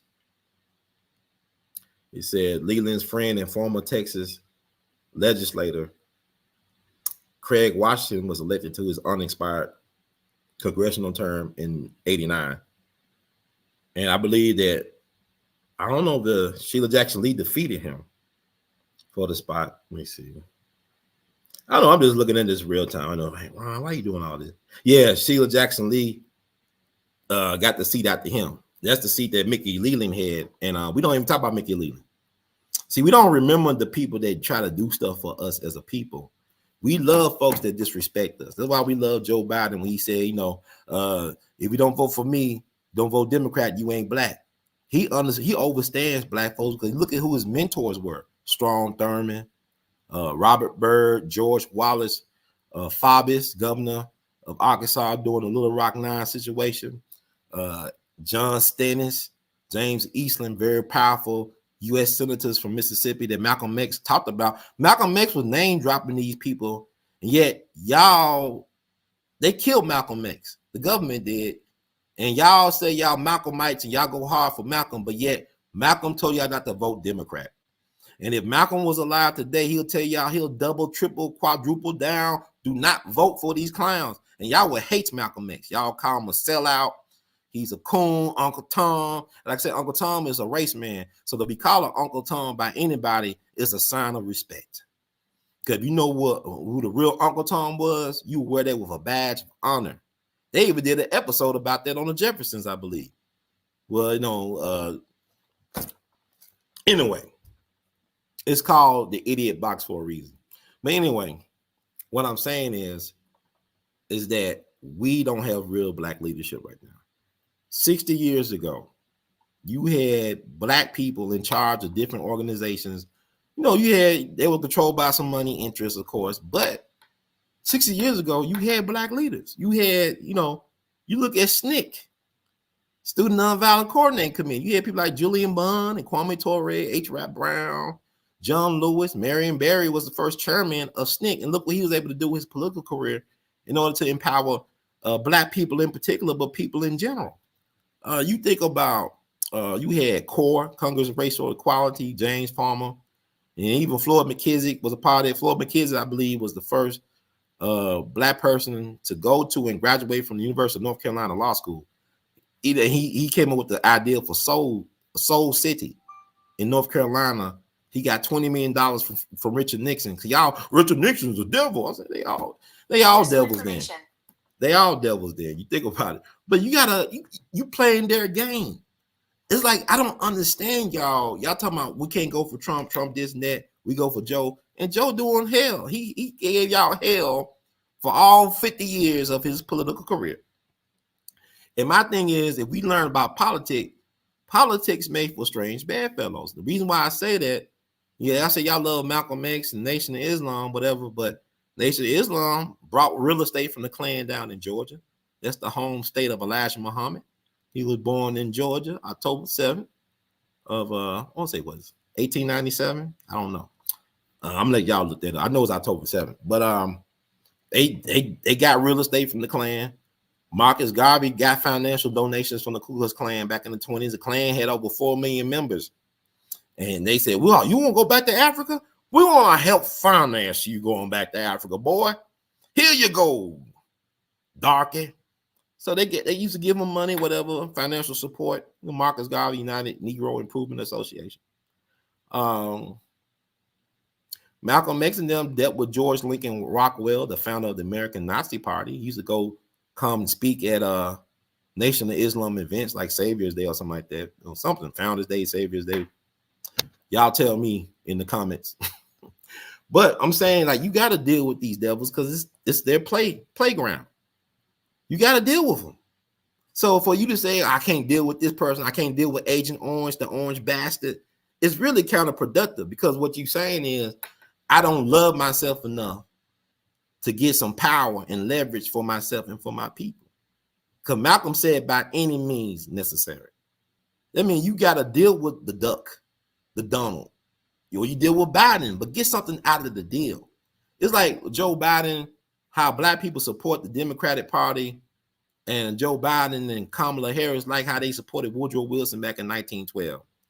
In 1912, black folks went for Woodrow Wilson. That was the deciding factor in a lot of ways of him winning, because what also happened that year, Teddy Roosevelt split the Republican vote with William Howard Taft, who was the incumbent president.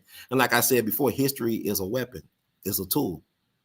No party has won, I believe, in this country when they are not united. The Republican Party was torn apart back in 1912 because Teddy Roosevelt wanted the nomination. He won the second term. He finished out William McKinley's term. And William McKinley was assassinated back in 1901 in Buffalo and New York, and Roosevelt was his vice president. So Roosevelt, at the age of 42, he's the youngest president ever, but not elected president. That'd be Kennedy, I believe. But he was at 42 became president of the United States. So he fulfilled William McKinley's term, and also he ran for his own term. But then he thought about, I want to get a third term. So he was trying to run, I mean, I guess it would be a second term, but it'd be his third term, right? And so he split the vote. You know, matter of fact, Teddy Roosevelt was almost assassinated in Wisconsin, Milwaukee, Wisconsin, back on what day was that? I want to say May 22nd. Was it May 22nd, 1912? Let me look it up. It was Teddy shot, but he was my favorite president, and Trump was channeling that energy of Teddy Roosevelt in Butler, Pennsylvania. Let me see. I'm gonna make sure I get this right, because I got this, phone, smart. No, it was like, hey, it was October 14th, 1912. Former U.S. President Theodore Roosevelt survived an assassination attempt by John Schrank, a former saloon keeper, while campaigning for the presidency in Milwaukee, Wisconsin. And the reason why Schrank shot him allegedly was because he didn't want, he don't believe a president should have so many terms. It should be term limits. We got term limits on the presidency now. That's why they can't really run Barack Obama up front. But he lived long enough to see Teddy Roosevelt's cousin, FDR, get a third term as president. So, yeah, he got a third. He lived long enough to see Roosevelt, ironically, get a third term. He died back in 1943. It's John Schrank character. But they split the vote, and that's why Woodrow Wilson was able to get in. But, he needed black votes to help put him on top. And people like I.W. Wells Barnett, people I love, William Monroe Trotter, Dr. W.E.B. Du Bois, a lot of black leadership was telling black people to vote for Woodrow Wilson because he's like the second coming of Lincoln. And what he did was he was the Antichrist. If Lincoln was the savior, then he was the Antichrist. Because what he did was, soon he got in the office, he resegregated the federal government. He resegregated Washington, D.C. A lot of black workers in the federal government lost their jobs. He resegregated the U.S. Navy. He endorsed the film Birth of a Nation, which was based on a book by his college classmate, Thomas Dixon, known as the Klansman. He did a lot of things to hurt black people. Also, he helped the IRS, the Internal Revenue Service, and the Federal Reserve was created on his watch. So, and people think Woodrow Wilson was not better president. Then at the end of his term, it was his wife running the White House. He had a stroke or something like that, and his wife was running. So he was like Joe Biden is an updated version of Woodrow Wilson. That's how I look at it. He's an updated version of Woodrow Wilson. I think his wife is really running him. He's not running the country. His wife is running him, though. Dr. Jill Biden. But anyway, I say all this to say that we had real leadership 60 years ago. We had black leaders. We had black men leaders, hetero males. Now they want to push the Bayard Rustin narrative like he was this. Bayard Rustin didn't have no charisma or the oratorical abilities of a Malcolm X or a Dr. King or a Reverend Adam Clayton Powell Jr. He wasn't gifted like that. He was gifted in terms of strategy, logistics, stuff like that, organizing. But he was nobody that was the face of a movement type. And now they want to reinvent it through the Obamas, a Trojan horse to make Bayard Rustin bigger than King, bigger than Malcolm, bigger than the movement. And like I said, that when black folks get together on unity and solidarity, it shifts paradigms. The civil rights movement of the 50s and 60s was the blueprint for everybody to get something except for black people. If you look at the DEI thing, they want to make black people the face of affirmative action and DEI, diversity, equality, inclusion. But really, the biggest beneficiary of affirmative action and DEI are white women, white American women. They got you thinking that white women are minorities. They're not minorities, but they classify with minorities. That's the games they play. And you think, I guess you're going to blame Donald Trump for that. But black folks got affirmative jail time, affirmative discrimination, affirmative redlining, but Trump didn't invent that. His people took advantage of that. The Trump organization, they took advantage of what the government allowed. Donald Trump told us in 2016 the game is rigged. He never said he didn't benefit from the game being rigged. This dude ran a casino into the ground and still made money. So I gotta listen and stop, like, you know, why you see him with such vitriol and hate? Y'all loved him just 10 years ago. Rappers love him. Black people love Trump. Everybody loved Trump. And I like the fact that David Hilliard, who was a co-founding member of the Black Panther Party, he basically said some kind of things about Trump recently that his family is trying to, he see now. They try to give him the Joe Biden treatment. He don't know what he's talking about. He's mumble rapping. But he clarified and he stood on it that, hey, Donald Trump helped the Black Panthers get some housing in Harlem. He gave us a deal. And he said, you know, he good for it. I mean, Don King, Mike Tyson, and these are celebrities, but Donald Trump has done things for his people, man. He looked out for people. My thing is, my people are getting the short end of the stick, not because of Donald Trump, not because of Joe Biden, not because of Kamala Harris. It's because we don't have no real leadership. We haven't had real black leadership, I'll get since the 70s. I mean, thorough black leadership. You know, the 80s had promise. You know, you had, Farrakhan do what he did. I mean, Farrakhan, for example, when they tried to control the beauty supply distribution, like Farrakhan will get the black business people, like, we got to control our distribution for our product. He'll try to get all of them lined up. Then the black folks start falling out one by one, saying, man, I got to back out of this, man, because of the banks and all this stuff. See, the thing about black people wonder why y'all always turn each other down? Why y'all can't build people? Why y'all always talking bad? Because all we got is our mouths.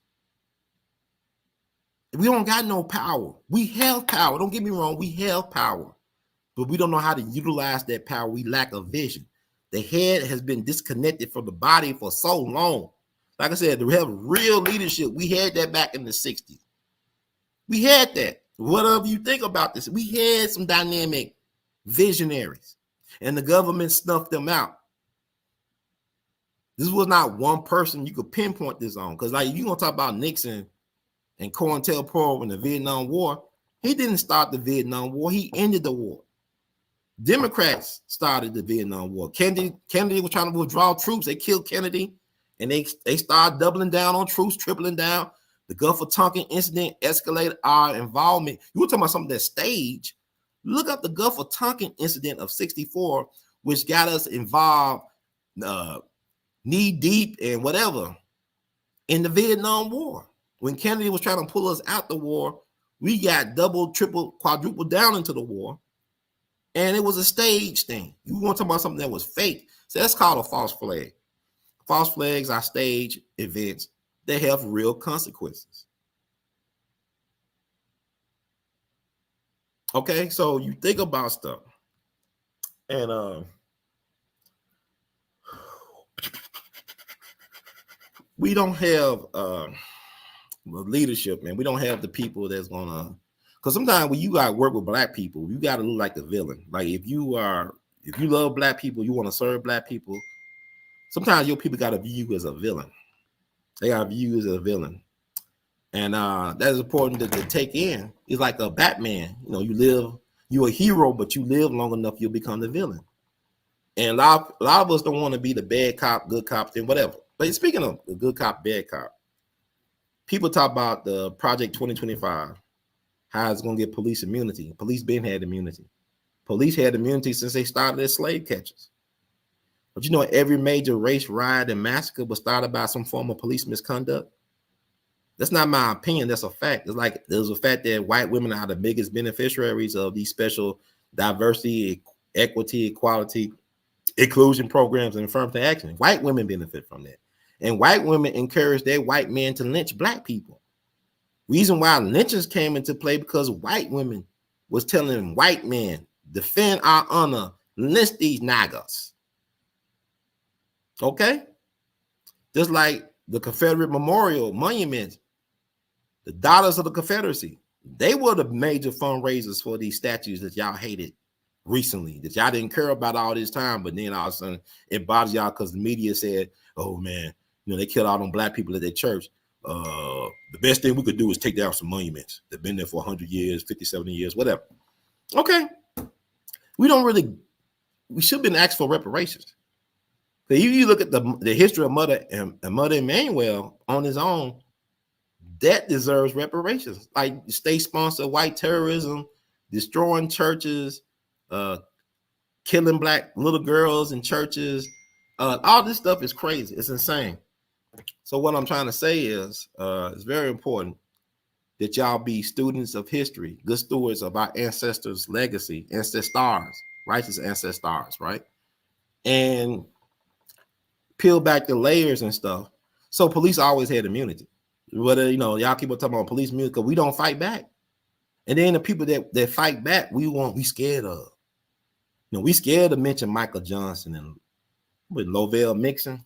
This is Lovell Mixon. Let me see. So Lovell, he took on a SWAT team in Oakland.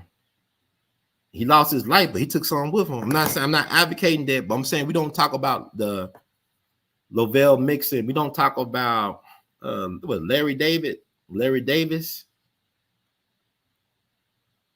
Yeah, we'll talk about Larry Davis, who was known as Adam Abdul Hakim. We don't talk about Robert Charles in New Orleans during the New Orleans riot of 1900, the Robert Charles riot. Read the book Carnival of Fury by William Ivy Hare.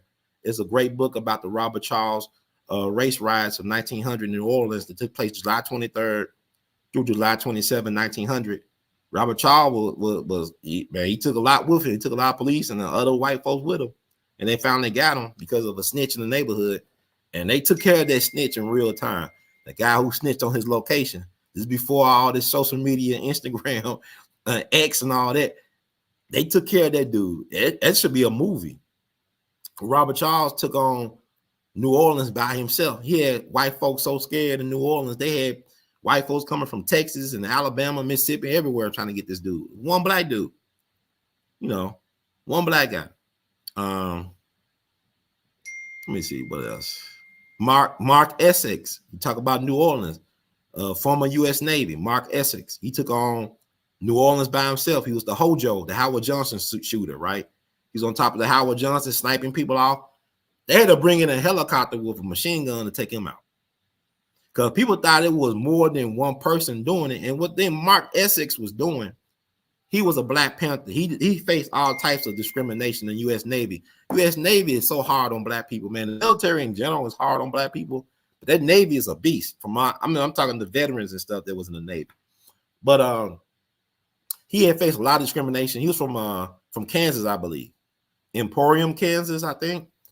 But he became a Black Panther. And when he took on the police down in New Orleans, it's because of what they was doing to Black Panthers in particular and black people in general. Like they were really being real hard on black people. They lost some comrades down there. And he said, you know what, I'm gonna fight back. So he took on the police, took on SWAT team, took some with him, and they had to bring in a helicopter with some guns on it to take him out. They basically made him the Swiss cheese. He was like a Swiss cheese old boy, but he took a lot with him. And there's a lot of people I could talk about, even Eddie Noel. I always talk about this story of Eddie Noel because people want to wonder why they had to do Emmett Till like they did him. Well, one reason was because of Eddie Noel, who was a World War II veteran, and he was known as a trick shot. The man was like something else with a gun. He was an expert marksman, sniper type dude.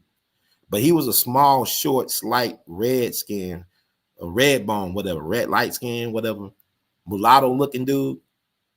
And the reason why he went off down to Mississippi back in 1954 was because his wife was working at a tavern or a juke joint owned by a white man. And everybody in town, the whole town laughing at me. Everybody knew that his wife was messing around with the white man who owned the juke joint. So he went there, I think one Saturday night in the new year of January of 54 to get his wife to come home. And the owner of the bar tried to punk him out and all that stuff, try to make him look bad in front of the people, were trying to bully him. So what he ended up doing was, I guess he grabbed his gun in self-defense and shot the juke joint owner. I think he shot his father. He killed a sheriff deputy. And it was like the largest manhunt in Mississippi history. Y'all don't talk about it. You don't learn this in school. About 1,000 white folks plus looking for him in the snow during a snowstorm, an ice storm. So the man was hiding out in the woods and in people's barns and stuff like that. And the thing about it was, like I said, he was a soldier and he was a trick shot. He was a sharpshooting sniper level dude. He would see the white man looking for him. Like he shot at some white man while they was looking for him. But he could have killed a whole bunch of those white guys because he saw them a lot of times going through the forest and all that stuff. But he wasn't trying to, have a race war. He was having a war for survival. So his thing was, I'm not going to just kill people just because to kill people. I'm killing folks in self-defense. So he finally turned himself in. A friend of the family, a white man, drove him, I think, to Jackson. He turned himself in.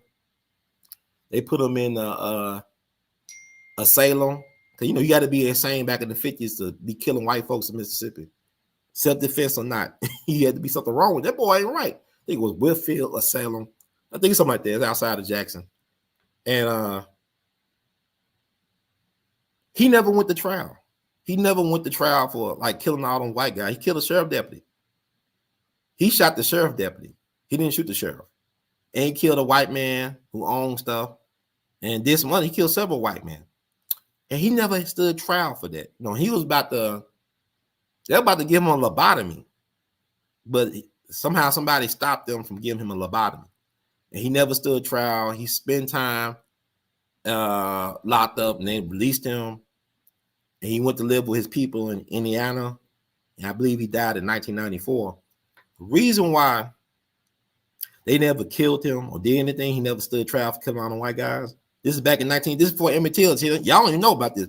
It's going to take Netflix to do a movie or some type of drama, some Amazon Prime for y'all. Man, Eddie, no, man. I've been knowing about this for a while now. But what I'm saying is, what saved him was the white part of his family. His white family members stopped them from doing anything to him because Eddie Knoll was named for a governor of Mississippi. His name was I think Edmund Knoll. He was a white governor, of course, of Mississippi, and he was kin to him. He was named after one of the governors of Mississippi. So his last name and his white family connections saved him. Saved them from the electric chair, saved them from being lynched and everything. Because what was crazy when I was reading about it, it's a book called The Time of Eddie Knoll. I don't think it's in print anymore, but if you could find it, it's called The Time of Eddie Knoll. And what saved him was the white part of his family. And I think they all died out by now. Now his people still around because they'll comment on my videos from time to time about Eddie Knoll. So that's history they ain't gonna teach you about because they don't want you to fight back. So we don't even have that type of fighting spirit. Whether you name Gavin Long, see, that's back in 2016. Black folks, Philando Castile, Eric Gardner. I think Eric Gardner was what? That 2014, Eric Gardner. Then you had Mike Brown, August of 2014. But you had Philando Castile. Then you had the brother down in Baton Rouge and Gavin Long. You had Michael Johnson in Dallas. I mean, they responded, and I got, oh man, they shouldn't have did that. But yeah, y'all talking about, well, Trump gonna give us police immunity. Cops do all type of stuff to us. They ain't gonna do nothing about it. You had folks that try to do stuff about it. We don't want to talk about them because not in polite company, and we don't want to get any idea. But yeah, y'all look at shows like P-Valley and Empire and Power and get all types of ideas about the wrong things. And I'm not trying to point out anything about them shows, but I'm saying this is what you get when you put Tyler Perry into a studio and you put Bill Cosby into prison. We don't want to have that talk right now. You take Bill Cosby and put him in prison, and you get Tyler Perry a studio in Atlanta. And Bill Cosby was about, whatever you think about his personal life and misgivings and shortcomings, he knew the power of controlling your story and telling your story and promoting Black positive images. It needs to be a balance. There's room for Tyler Perry and Katori Hall and Leela Waithe. There should be room for Dr. Bill Cosby, people like Robert Townsend, people like that. It should be a balance, like what Dr. Reverend Jesse Jackson said. I was looking at this Amos and Andy documentary. Y'all should check out Amos and Andy because there was a lot of controversy about being so racist with the stereotypes. But I look at Amos and Andy, it reminds me of the Martin show from the 90s. I love Martin Lawrence's show. And Jesse Jackson made a great point. It's like it wasn't so much that black people were against Amos and Andy, is that it was the only black show on TV at the time. If you had a variety and diversity of shows, then there wouldn't be no problem. It's not necessarily Amos and Andy is a bad show. It was actually well done to me. I mean, for the time and all that stuff. But it was the only show. See, they do that divide and conquer battle royale mentality where they put all these black guys in the ring, blindfold them, and the last man standing wins all the little trinkets on the ground. That's how Jack Johnson came up. That's how, seeing that James Brown biopic of the battle royale. Y'all think of battle royale, y'all thinking about wrestling. WWE, Hulk Hogan, Macho Man, Randy Savage. Oh yeah. Y'all think about that. But battle royales about black folks punching their lights out until the last man standing. That's the real battle royale. But this is what we at right now. We are not progressive because even we had Booker T. Washington and like Judge Joe Brown. He come on my show. He talking about Booker T. Washington. He'll sell out Uncle Tom. Don't know. I tell you what Uncle Tom was. But Booker T. Washington did a lot of things behind the scenes. Booker T. Washington was the pen pal for Marcus Garvey. He tried to come over here to America. He wanted to work with Booker T. Washington, either Tuskegee or NACP. But Booker T. Washington was a pen pal of Marcus Garvey. Booker T. Washington was the first black person to eat dinner at the White House with President Teddy Roosevelt as a guest, as an equal. I want to say October the 16th, 1904 or 1905. Make sure. God, y'all be calling me out.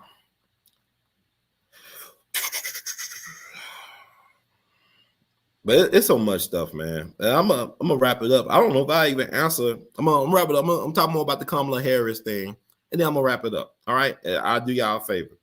Booker T. Washington, Teddy Roosevelt dinner. Okay, and also y'all can catch the replay on the second We All BTV channel on YouTube, youtube.com/We All BTV 2, the number 2. And also you go rumble.com/We All BTV, because that's where I'm really gonna put a lot more of my more controversial talking points going to be on rumble.com/We All BTV. And I'm in the process of uploading the banned videos from YouTube, the videos that YouTube removed, things I did with Judge Joe Brown, Baba Dick Gregory, and Dr. Randy Short, the Honorable Judge Joe Brown, the Honorable Dr. Randy Short, and the Honorable Baba Dick Gregory. They have taken down those videos. I'm gonna find up a new home.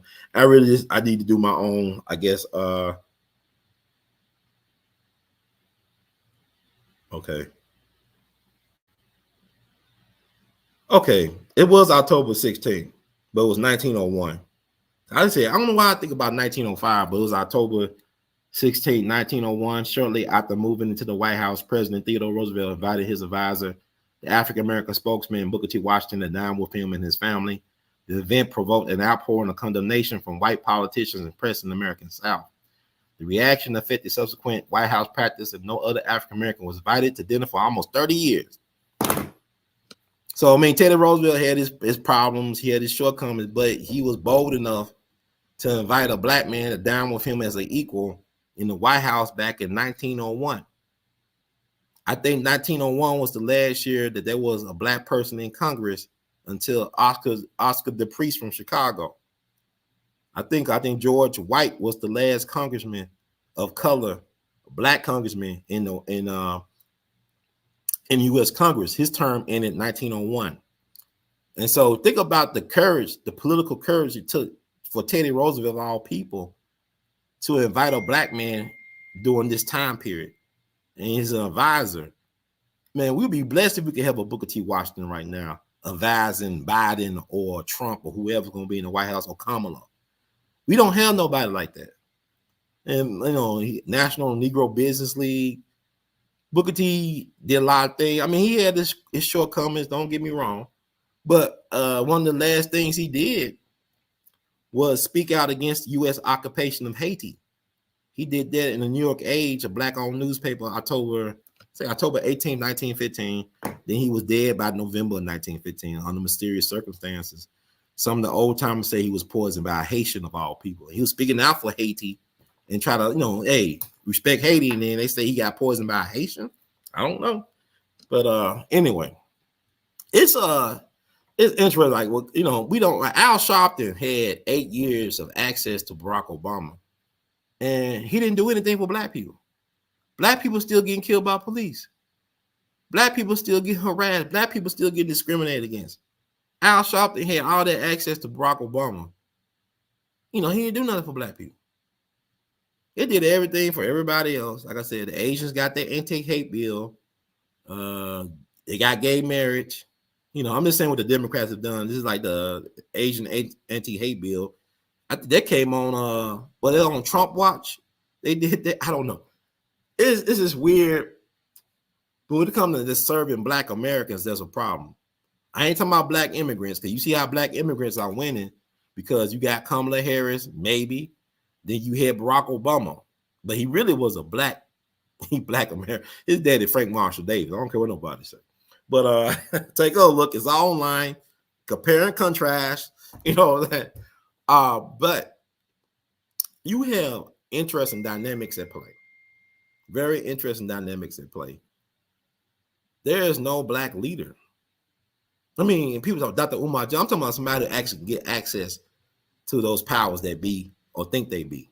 Somebody like, can Dr. Umar Johnson get access to the Oval Office and speak on behalf of black people? Can he get access to Congress? Do we have a lobby group that advocates for black Americans like AIPAC advocates for Israel? Do we have that? We don't have that, don't we? And that's the thing. Is you look at the history of the country respects organized entities. It acknowledges sovereign entities like United Nations. It means a lot for countries to be acknowledged, be members of the United Nations. I mean, you've been acknowledged as a sovereign entity. There is nothing out here for black people that say that we are appreciated, that we are protected and respected. We have nothing to show. I mean, like, that's why we tear each other down, because we got nothing. Every time we try to build something, it's taken from us. Every time we try to get leadership, they cut the head off from the body. Because even with the talented 10th could have worked if it wasn't for them doing busing. You know, think about it. During Jim Crow time, you know, people talking about how bad Jim Crow was. It's catching hell now. Y'all just want to be around white folks at all costs. That's the problem. That's why you think Jim Crow was so bad, because you want to be around white people at all costs. And it's costing us. It has cost us. But the thing about what I'm saying is we had control of certain institutions in our community. We had community. You had all types of different black folks living in the same area called community. We had black banks, insurance companies. We had black baseball that made money. We had, you know, all types of black stuff, because we was forced to deal with each other. We had great black restaurants and stuff, barbershops, funeral homes. We kept the dollar, you know, recycling in our community before it went out of our community. But we was forced by the system to deal with each other. And now I'm hoping for the system to force us to deal with each other again. It's that time, folks. It's time to unite or die. Unite or die. What's that? What Patrick Henry? Give me liberty or give me death. This is where we at now. It's not vote or die. It's not ride or die.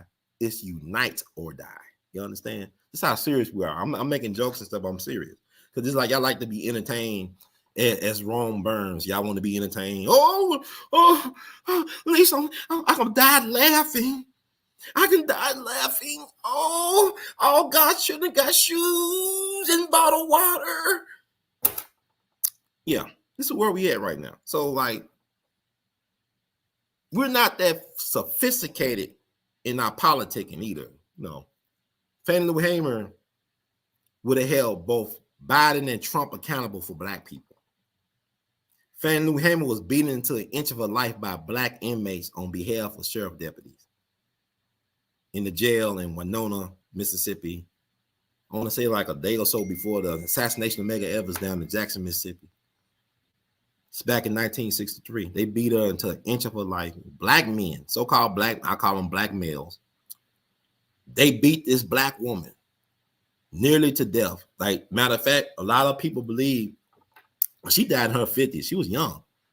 That maybe she died from complications from that whooping she took, that she supposed not had survived. And she survived because she found out at the age of 40 something that she could register to vote, that she had the right to vote. This woman lived on a plantation for most of her life up to that point. And when the owner of the plantation found out that she went to vote or tried to register to vote, he told, you better not, I'm gonna kick you off the plantation. He kicked out the plantation because Fannie Lou Hamer said, I could do this. Well, the hell with living on the plantation, I could do stuff. And she figured it out, and I love Fannie Lou Hamer because she was sterilized by the state of Mississippi without her consent. She wanted children, black people. She wanted kids, and they took that away from her. The state of Mississippi took it away from her. And the reason why I said that, because I said earlier about abortion, like we celebrate, women, we need them to have abortions. Look, y'all keep on complaining, well, where's Dr. King at? Well, you killed Dr. King. You kill him again. They can't come back if you keep on aborting the babies. Fannie Lou Hamer was number 20. She's the 20th child of her parents, her sharecropping parents. They had to do that. They had to do the thing, They had to pump out like that, pump up the volume to get Fannie Lou Hamer at number 20. She was the 20th child. So that's what it takes to get people like that. It takes a lot of just, bumping and grinding and getting on with the getting on, because it's funny how them large families could live and everybody could make it. Like all them kids could become successes, have kids and have family, have careers. And, a lot of people didn't know they was poor until they had TV. A lot of people was happy being poor, playing in the dirt, eating paint chips, doing what people doing, having short pants, not having shoes. People were happy. Then they got a TV set and it changed everything. Consumerism changed everything. It consumed spirituality of the people. And we're suffering with that now because we got generations of narcissists coming upon narcissists. We have created this system, create narcissists. Like, I always tell people about single mothers, and I'm not knocking single mom. I'm a product. My mom was a single mom. She was married at one point. She got divorced. But these are inventions: the single mom, the hood rat, a lot. And these are inventions of the government. These are government experiments. Because 60 years ago, you had black folks' families intact. You had black men and women married with kids. You know what I'm saying? You had black families. But then the government said you can't have this unless you have your man out the house. You can't have a man living with you. So you replace your man with the government, and this is what we get. And the government ain't worried about your family. They don't, you just collateral damage for whatever nefarious thing they got planned for us. And it's not Project 2025. That's a Trojan horse. It's like, and Trump ain't even part of his damn what do you call it, agenda. He got Agenda 47. And I don't believe Trump know how to read. I don't think Trump's a reader. I just can't imagine President Trump reading 300 pages or 30 pages of anything, let alone 900 something pages or something. Trump don't strike me as a reader, but he's very intelligent. He don't strike me as a person to read books. He doesn't. But I enjoy him, and I don't have no problem telling people I believe he is the greatest president of my lifetime. I was born and conceived during the Jimmy Carter administration. I met Jimmy Carter and his wife, the late Rosalind, may she rest in peace. He was my favorite, but Donald Trump really, when history is said and done, he's going to be on the right side of history. And my thing is, I want my people to wake up enough so we can take advantage of this Trump Express. John McCain had the Truth Express.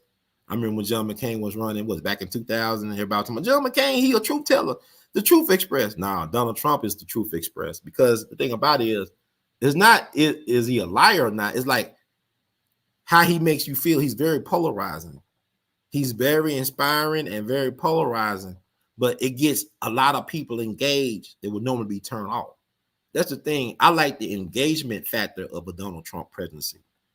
I like the fact that I feel an urge, and I'm compelled to not be silent in this time in our nation's history. I feel compelled to find a way to communicate these things with the people, because they do so much to try to shut people like me down. So I owe it to the people that believe in what I'm doing and what we're doing to offer this counter narrative. I think it's very imperative because I don't get the support like that. And I'm not antisocial. Nothing. I guess I'm introverted for the most part, but it's like, man, people don't understand. It's hard out here, especially with a person that speak their mind and they've shared things. I'm not well liked. Like that Killer Mike song that he got on his Grammy Award winning album, talking ish, whatever. He sampled 3 6 Mafia, said, Black Boule hate me, Black Boule hate me. I could be Black Boule, but I didn't pledge alpha and all that. I didn't go through the rituals. I'm not a Mason. I come from a family on my dad's side, at least. Masons back in the day, Prince Hall Masons, maybe Eastern Stars, frats and sororities, but I ain't none of that. So they don't like me around. Don't support me like that. So anyway, I guess that's it. But Kamala Harris, not like us. And you can't fool us again. You're not going to fool us a third time. And especially black men. Shout out to the black men who are running away from the plantation. Like what Frederick Douglass said, he said, it took him 20 years of prayer. He got no answer. Then he started praying with his legs. I'm paraphrasing. Like he's talking about being a slave. He said he prayed to God for 20 years, something like that, to help him escape. Then he started praying with his legs. Faith without action is dead. We're going Trump, baby. It's MAGA NAGA. That's NEGUS. MAGA NAGAs. MAGA NAGAs, right? NEGUS. Ethiopian for king. So what y'all got to start doing, it's like the rappers do, take these words and use them as a form of empowerment. Like with Tupac did with Thug Life. The hell you give little infants, else everyone. And then he said, nigga, NIGGA, never ignorant, getting goals accomplished. Stop letting these folks jam you up about the way you express yourself. Express yourself, but know the history and the origins, because gay meant one thing at one point. Rainbow meant a different thing than it does now. Because Fred Hampton came up with the phrase Rainbow Coalition to work with different organizations outside of black, white, or Puerto Rican, Hispanic, whatever. Young Lords, Students for Democratic Society, the Underground Weathermen, Black Peace Stone Nation, Black Panther Party. Fred Hampton was trying to work, and they got rid of them. But what we need is a Bacon's Rebellion. Look up Bacon's Rebellion. That's what's needed, not a Project 2025. We need a Project Reset. And let me add about police immunity. I think this is interesting. Look up this story about this dude. See, I've been knowing about this guy since I was in elementary. Lieutenant Charles Becker of the NYPD back in the turn of the last century, back in the early 1900s. He was a big-time corrupt police officer. He was kind of like the white version of Denzel in Training Day. He was the white Sergeant Alonzo Harris in Training Day, but he was the NYPD finest, was a child of German immigrants, and he was a bully, a boss, a vice guy. He ran vice, in particular gambling. He had a thing for, I guess, assaulting prostitutes. That's what his thing, assaulting prostitutes, whatever, arresting them. It was a famous trial that he was involved in for arresting somebody as a prostitute. Stephen Crane, the legendary author who wrote The Red Badge of Courage, I believe, he was a witness in that trial. But he was accused of killing this gambling Jewish gangster who ran gambling dens and halls in New York City named Herman Rosenthal. Allegedly he sent some hitters. They came up in a car and shot him to death outside the Metropole Hotel in Manhattan. I want to say that maybe that happened. I think it was like 1912, maybe July 15, 1912. Then that happened. But anyway, so he had two trials, right? He had Prosecutor Whitman for the state side. He had the Bishops become governor of New York, which he did. And this trial, then he had concerning Lieutenant Charles Becker, he was able to become governor of New York State. But they said Lieutenant Charles Becker ordered a hit on Herman Rosenthal. So you had people coming forward, people that were co-conspirators came forward in court. I guess they had some form of immunity. The actual shooters or trigger men, they will put to death in Sing Sing in the electric chair. And Lieutenant Charles Becker actually filed for an appeal and got a new, the original conviction of the original court case was overturned, got a second trial. and he was found guilty. Now, you know, he had his co-conspirators selling him out because they feel like they could be next. Somebody got knocked off, another Jewish gangster got knocked off, you know, and he was supposed to be snitching on Lieutenant Charles Becker. But what brought Charles Becker down, I'm gonna tell you how powerful we are. What brought Charles Becker down was a police informant, this young black man named James Marshall. He was the state's key witness. And the defense lawyer for Charles Becker was saying, how can you believe a Negro? Basically saying, like, why would you trust a black person? But they trust the words of criminals, of crooks that conspired with Charles Becker to off Herman Rosenthal. But they said, you can't trust a Negro. And guess what? The jury did trust that Negro. And then they upheld the guilty conviction in the second trial. They said, you know, you guilty, you go into the chair. So July 30th, 1915, Lieutenant Charles Becker of the NYPD was put to death in the electric chair in Sing Sing. Now, on July 26, 1915, he, I guess, celebrated his 45th birthday. So, yeah, look at Lieutenant Charles Becker. I knew about that story for you since I was in elementary. I check out this book. I got this book from a girl in 4th grade. I think called Blood Letters and Bad Men. I think that's the name of the book. It profiled different people that were like notorious criminals, serial killers, psychopaths, sociopaths. You know what's interesting in the book? I think they had a profile for Nat Turner. They thought he was insane. But that's why I discovered the story about Lieutenant Charles Becker in that book. I think Blood Letters and Bad Men. I'm trying to look it up. If I get out here. But it was a black man, James Marshall, who disappeared into history. He brought him down. Yeah, it's called Blood Letters and Bad Man. Let's see. Yeah, Narrative Encyclopedia. Damn, let's see. Yeah, J. Robert Nash. Yep. A Narrative Encyclopedia of American Criminals from Pilgrims to the Present. So I think they had John Brown and Nat Turner in the book. It's been a while since I looked at that book, but that's how I learned about Lieutenant Charles Becker. So I can't remember any other time outside of 1915 that a cop was put to death like that by the state. And I think 1915 was the same year that the Fraternal Order of Police was formed, right? So he was a blood sacrifice for the Fraternal Order of Police, if you think about it, Charles Becker. And what's interesting about him,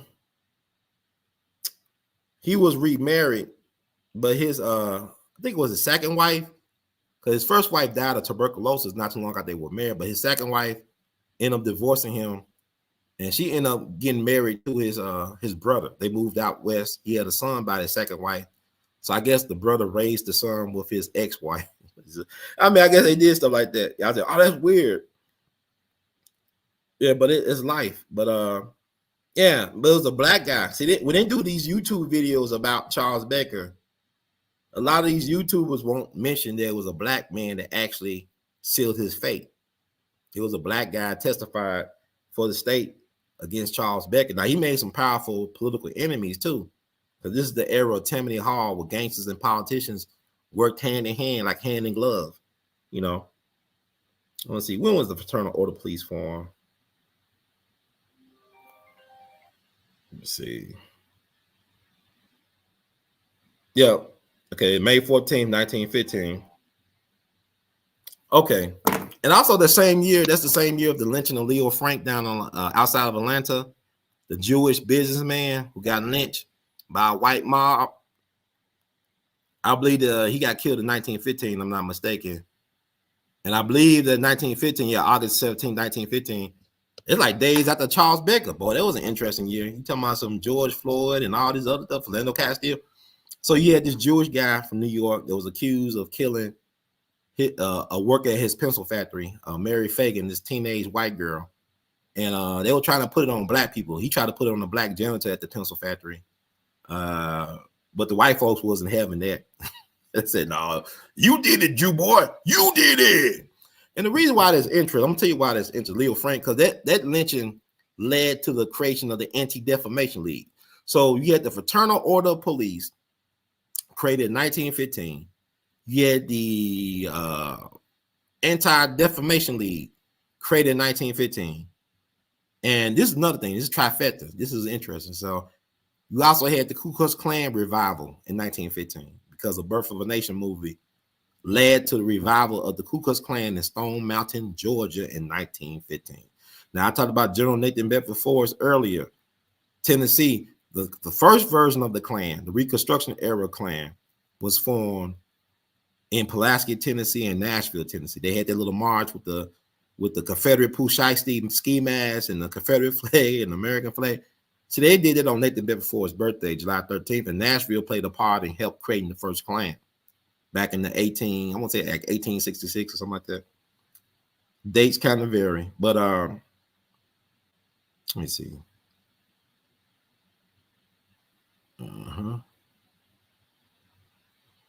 Because like what happened with Leo Frank, I think the governor at the time commuted his sentence to life.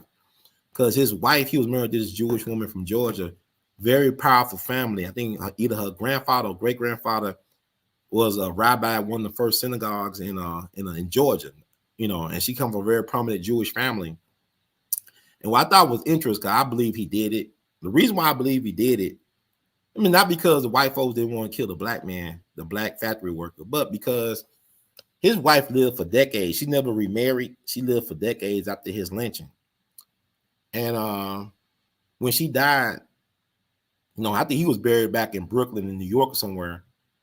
She didn't want to be buried next to him. She decided to get buried. I don't know if she got cremated or what, but she refused. I mean, she didn't want to get buried next to her only husband. Because I believe they're the maid of their household.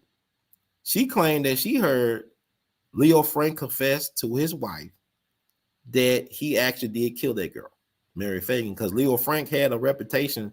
This is not me saying this. I'm saying Leo Frank had a reputation for soliciting sex workers.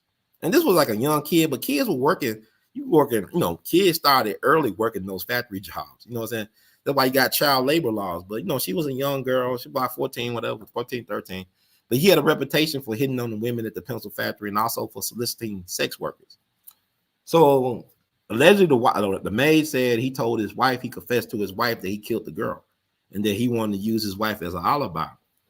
So they'll try to get the maid. I think somebody attacked her or whatever, but that's why I know he did it, because the way his wife didn't want to be buried next to him. She didn't want to be buried next to him for eternity. So that's interesting. But anyway, I guess that's it. I told y'all enough, but Kamala Harris, she was a top cop in California. That's another thing. How black people, like the Matrice Richardson case, look up the Matrice Richardson case and how she didn't handle that properly as the top cop in California. This is a black woman. You talking about Black Lives Matter and say her name? Matrice Richardson, Mitrice Richardson. It's a black woman who was suffering from, I guess she was bipolar or something like that. She had a psychotic break at a restaurant, and they called the police on her, and the sheriffs arrived, and they took her to the sheriff's station in Malibu. I think she was from South L.A. She was a beautiful chocolate black woman, young girl. And they took her to the Malibu sheriff's station. And I believe people found out about where she was at because they wanted to come pick her up. They said, we could pick her up. And they wouldn't let her go that night. They said, we're not going to let her go that night. But basically, her folks were telling, look, she loved, let us know when y'all about to release her. We'll come pick her up. So what they did was, this woman had a psychotic break. I knew she was not on her meds, whatever. They let her go in the middle of the night. They released her around midnight with nobody waiting for her to take her home. And she wandered off allegedly. That's what they said. She wandered off. We released her. She was missing for weeks. And then they found her remains in this isolated area that's hard to get to by foot. I guess it's possible to get there by foot, but I think they were flying in helicopters to get to that spot. But they found in this place, it wasn't that far from the sheriff's station. So it's like, to me, she met with foul play, perhaps from the sheriffs. And so I believe the family tried to solicit the help of Kamala Harris in solving this crime. And basically, she left in their face. I mean, in all types of ways. I mean, it was an insult. Why? Because it was a documentary that came out about it. I'm sure it's online somewhere. But basically, she laughed at the family. It's like she got the hyena She be cackling like a witch. And I mean, she used to be laughing inappropriately. It's kind of like when they say Hillary Clinton, the Secretary of State, she was laughing at the death of Gaddafi. And Gaddafi probably set Africa back by 100 years, the death of Gaddafi. Because Gaddafi, what he was doing, he was trying to unite Africa through their own currency. And he'll have it backed by gold. He'll try to do this. He'll try to get his Mansa Musa on. And we all know what happened to Mansa Musa. We don't know what happened to Mansa Musa. He disappeared from history. They got rid of him. They wrote him out. He's talking about. But I'm saying you're trying to get Mother Africa its power back by backing their own currency with gold. And the powers that be said, hell no, you must go. Gaddafi must go. Gaddafi must die. So what I'm saying is, I guess I'm through, but like the Matrice Richardson case really hits home. If you want to talk about, I'm not going to talk about Kamala Harris' personal life, but I just think it's funny to me that she's black. But if she was a black with her background and she was and married, if she was a black, so-called black male with that type of background she has, racially ambiguous background, and married to a white woman, y'all wouldn't be. Obama couldn't win. Obama wouldn't win those 2 terms without being married to a black American woman. Foundational black American, we call it ADOS, American descendant of slaves. Yeah, he was smart. But if he was married to a white woman, a Becky or Karen, from one of these elite East Coast families, whatever, he would not have been president. So the bar is so low for Kamala Harris. And then she was like Casper the Ghost all this term. Now so she's popped up everywhere. It's like they forgot about Kamala for most of this term. All of a sudden she's all in the news cycle. If you want to be all in the news cycle, if you don't want your president to be mumbling in the videos, and you want to be all in the news cycles, then come to the White House. So now she's everywhere. This is why I say y'all believe you can't trust what they put out there. Because first Kamala she was considered like a media joke. I remember they stopped showing likes on YouTube and dislikes, I believe, because of Kamala Harris. One, because of Joe Biden and Kamala Harris. I believe Kamala Harris was on the Breakfast Club one time. And I remember watching the Breakfast Club. I don't watch it every now and then I watch it. Very, very every now and then. And on the Breakfast Club, they had Kamala Harris interview. I think it was 2018 or something like that. Or well, maybe 2020. She had more dislikes than likes on the video. There were way more dislikes than likes. I wish I would have screenshot it.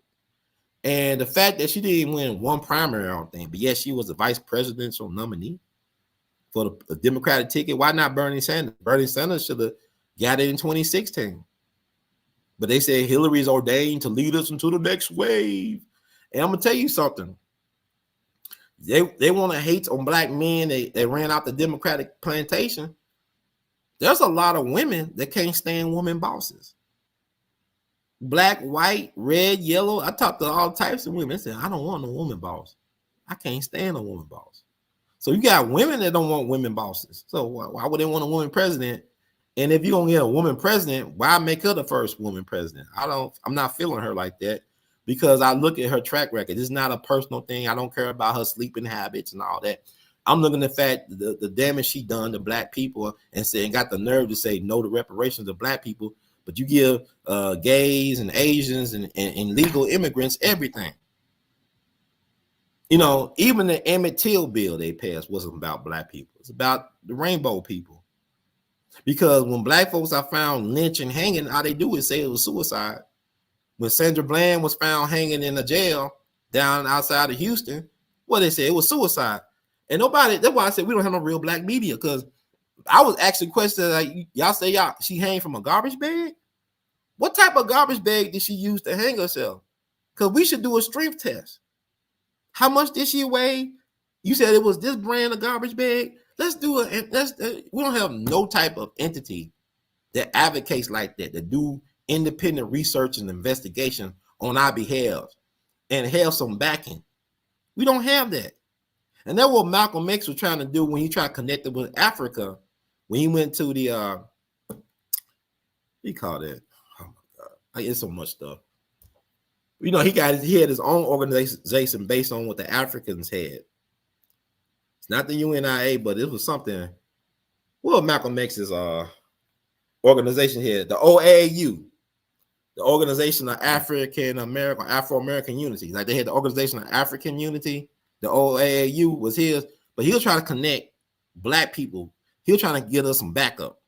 Because you look at the history of America, when immigrants, I don't care if they're Italian or Chinese, but they're getting lynched, because there's a whole bunch of Italians and Chinese that got lynched in this country too. They don't want to talk about that. I mean, places like New Orleans and Los Angeles.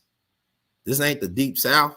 Well, that's New Orleans, but I'm saying Los Angeles too got a history of lynching Chinese. And they would have to pay restitution, reparations to the country of origin. The government, our government entities will have to pay some type of form of retribution or reparations or restitution. But when black folk been getting killed, we had no entity to say, you know what, United States, we are watching you. Flag on the play, you are fined. You don't got nothing like that for us. We have none. And but we were so much closer to having that in the 70s and 60s than we are now. And one more thing.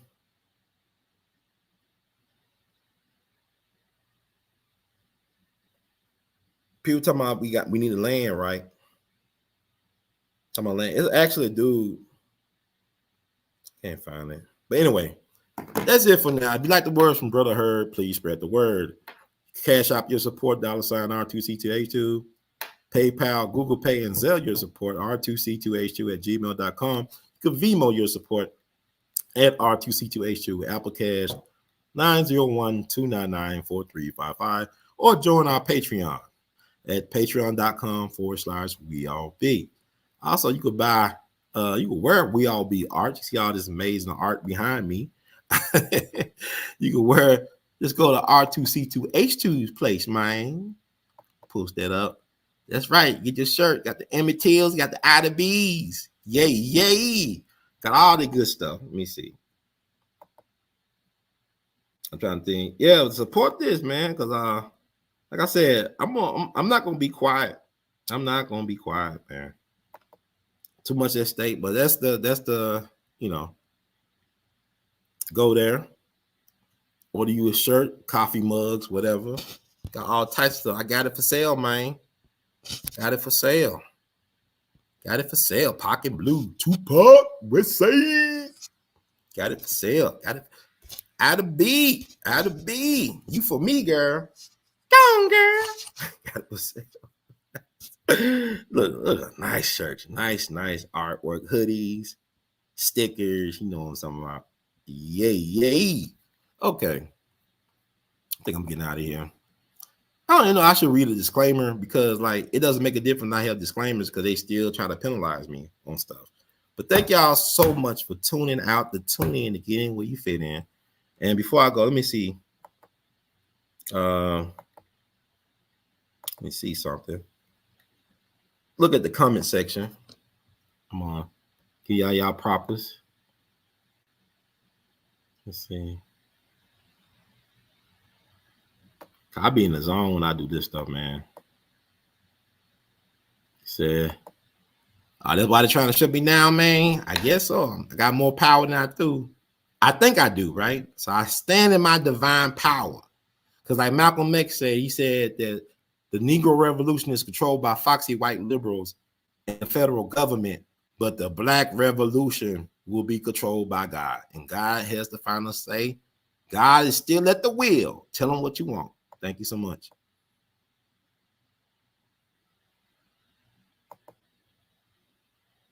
I mean, she black on demand, or she like, it's kind of like, you know, that song James Brown, say it loud, I'm black and I'm proud.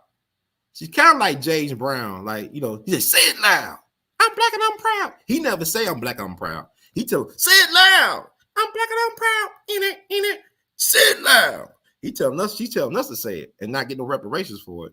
So yeah, but she black when it suits her. She cosplay black. She kind of like Drake. She cosplay when it benefits, right? And I'm a Drake fan. Disclose I'm a Drake fan.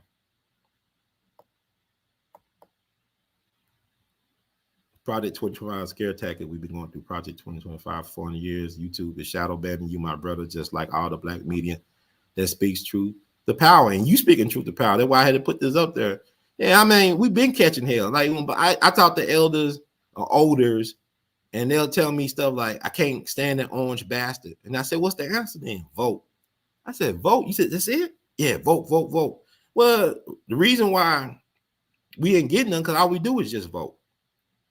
And Fannie Lou Hamer said, I'm sick and tired of being sick and tired. I was saying, like, somebody like Fannie Lou Hamer would try to get stuff out of Biden and Trump. They wouldn't just be beholden to one plantation over the other.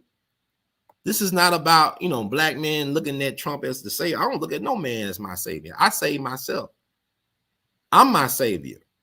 But I look at, you know, how do I leverage? I'm interested in obtaining power and leveraging it for our people. How can we do that? That's the question. It's not about you love Trump or like Trump, or you hate Biden, or you love or hate Kamala.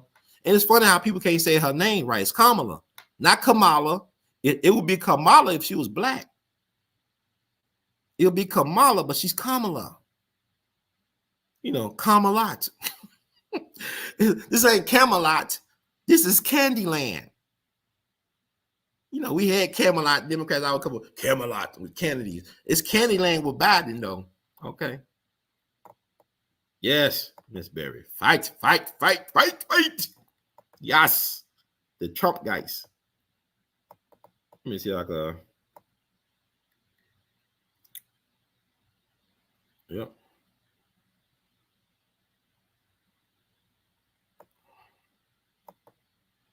List of those who shorted Trump stock the day before the attempt. That's the list. Here's the thing, though. Well, people don't get, blessed be the peacemaker, right?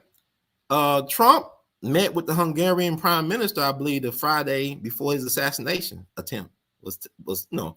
He was trying to. They met with the prime minister met with him because he wanted Trump to make a deal to stop the Ukrainian and Russia war, or Russia-Ukrainian war, and we didn't have wars under Donald Trump. Donald Trump would be more deserving of a Nobel Peace Prize than Barack Hussein Obama ever was, Mr. Drone Ranger. But yeah, they know what they're doing. It's always an inside job. But what people don't understand, they think it's Trump that did that. Trump didn't do that. That's the same play they ran in Dallas. You know, they had unsecured buildings. They didn't have that slope, their rooftop secured. They had unsecured buildings in Dallas, unsecured windows. They changed the president route at the last minute. They gave Donald Trump D-list or B-list protectors, man. Jill Biden had a better security detail than the former president of the United States, who was also a very polarizing figure. So that was an inside job. It's like with Kennedy. They changed the parade route at the last minute. Secret Service was out partying and having a good time and getting drunk and, you know, messing around and stuff like that, not being professional. You already talked about the fact that it was a certain segment of the people in Secret Service that couldn't stand John Kennedy. They thought he was too kind to Negroes. I'll leave that to your imagination. So Trump, I mean, he might have people around that don't care for him, but the fact that the person who runs the Secret Service is a person that's a Bidenite that was appointed to that position by the Biden family. Okay, Dr. Jill Biden and Joe. DEI Joe, DEI Joe. DEI Joe is there. DEI Joe, DEI Joe. DEI Joe is there. Hey, sister, how you doing? Greetings, greetings indeed. Yes, indeed. Oh yeah, that's another good one. They live. Yeah, that's a good one. That's happening now. We got zombies out there. Trank. If you out in Philly, I know about that trank. Is that trank? Put people in a comatose state. Yeah. Executive action. Yeah, Burt Lancaster. It actually was dealing with the Kennedy assassination in particular. They just changed the name to protect the guilty. They changed the name to protect the guilty. But anyway, that's it. Oh, Miss Berry said, Prize is currently serving Fed time for laundering Obama campaign money. Ghetto superstar, ghetto super, locked up. Okay, I heard all right. I ain't keep too much eyes on that. Okay, Dave. Yeah, I remember Dave. Was they Kevin Kline was in Dave or something like that? Or was it? I don't know. Is that Eddie Murphy movie or that a Kevin Kline movie? Let me see something. I ain't gonna be able to get through all this family, but I thank you all. Thank you all. Yeah, Dave from 93. Yeah, it's Kevin Kline. Okay. Anyway, there's a lot of good movies out there, but it's all called predictive programming.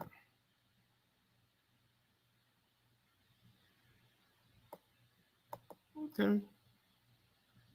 Good point. The number of films essentially serve as warnings or ways to inform audiences. 3 Days of the Condor is one. The China Syndrome is another. And they make one called the China virus. China virus. China virus. Virus by China. Virus. They got to make that. The 2020 edition.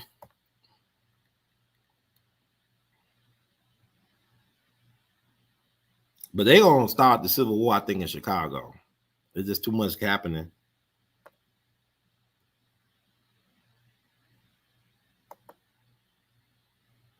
Volcano Green Lava Orange. Hey, sister, Denise, what's up? Yeah, that thumbnail is something else, right? Yeah, I know it. So, thank y'all so much, man. I really appreciate it. A lot of educated people. A lot of educated people. I'm gonna end the show now. Katie Harris Sexton painting. I gotta look that person up. Nah, it sounds familiar.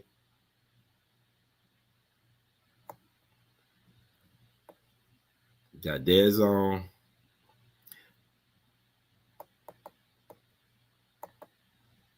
Thank you, DB. I'm glad you're back, man. Always knowledgeable and insightful. I appreciate it. It's good to be seen and heard from. You heard me?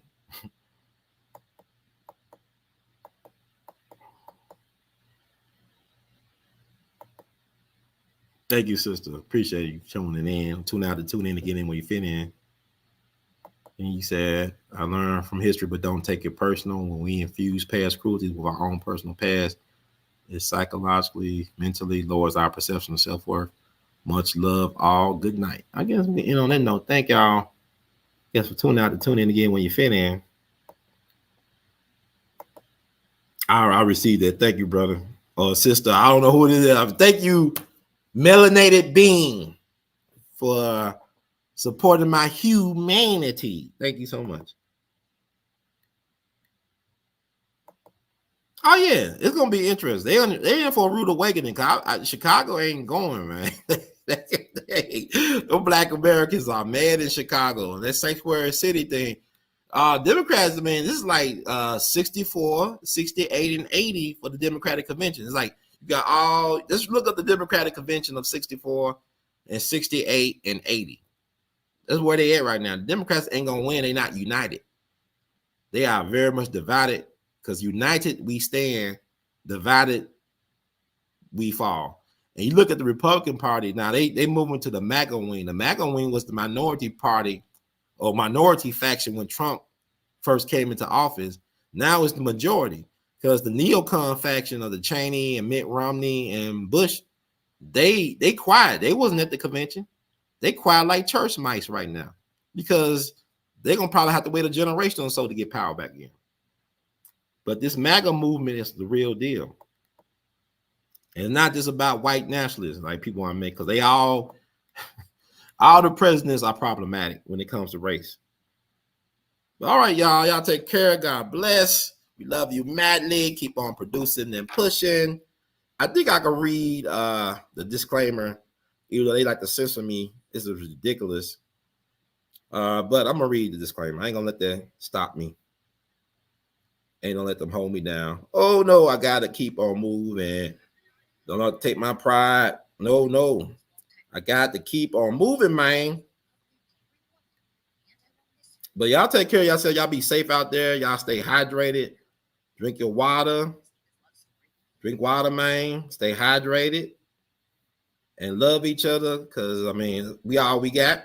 But disclaimer, the views expressed by host and guests on the We All Be TV platform are not the official views, opinions, beliefs, or perspectives of We All Be News of the We All Be Group Incorporated.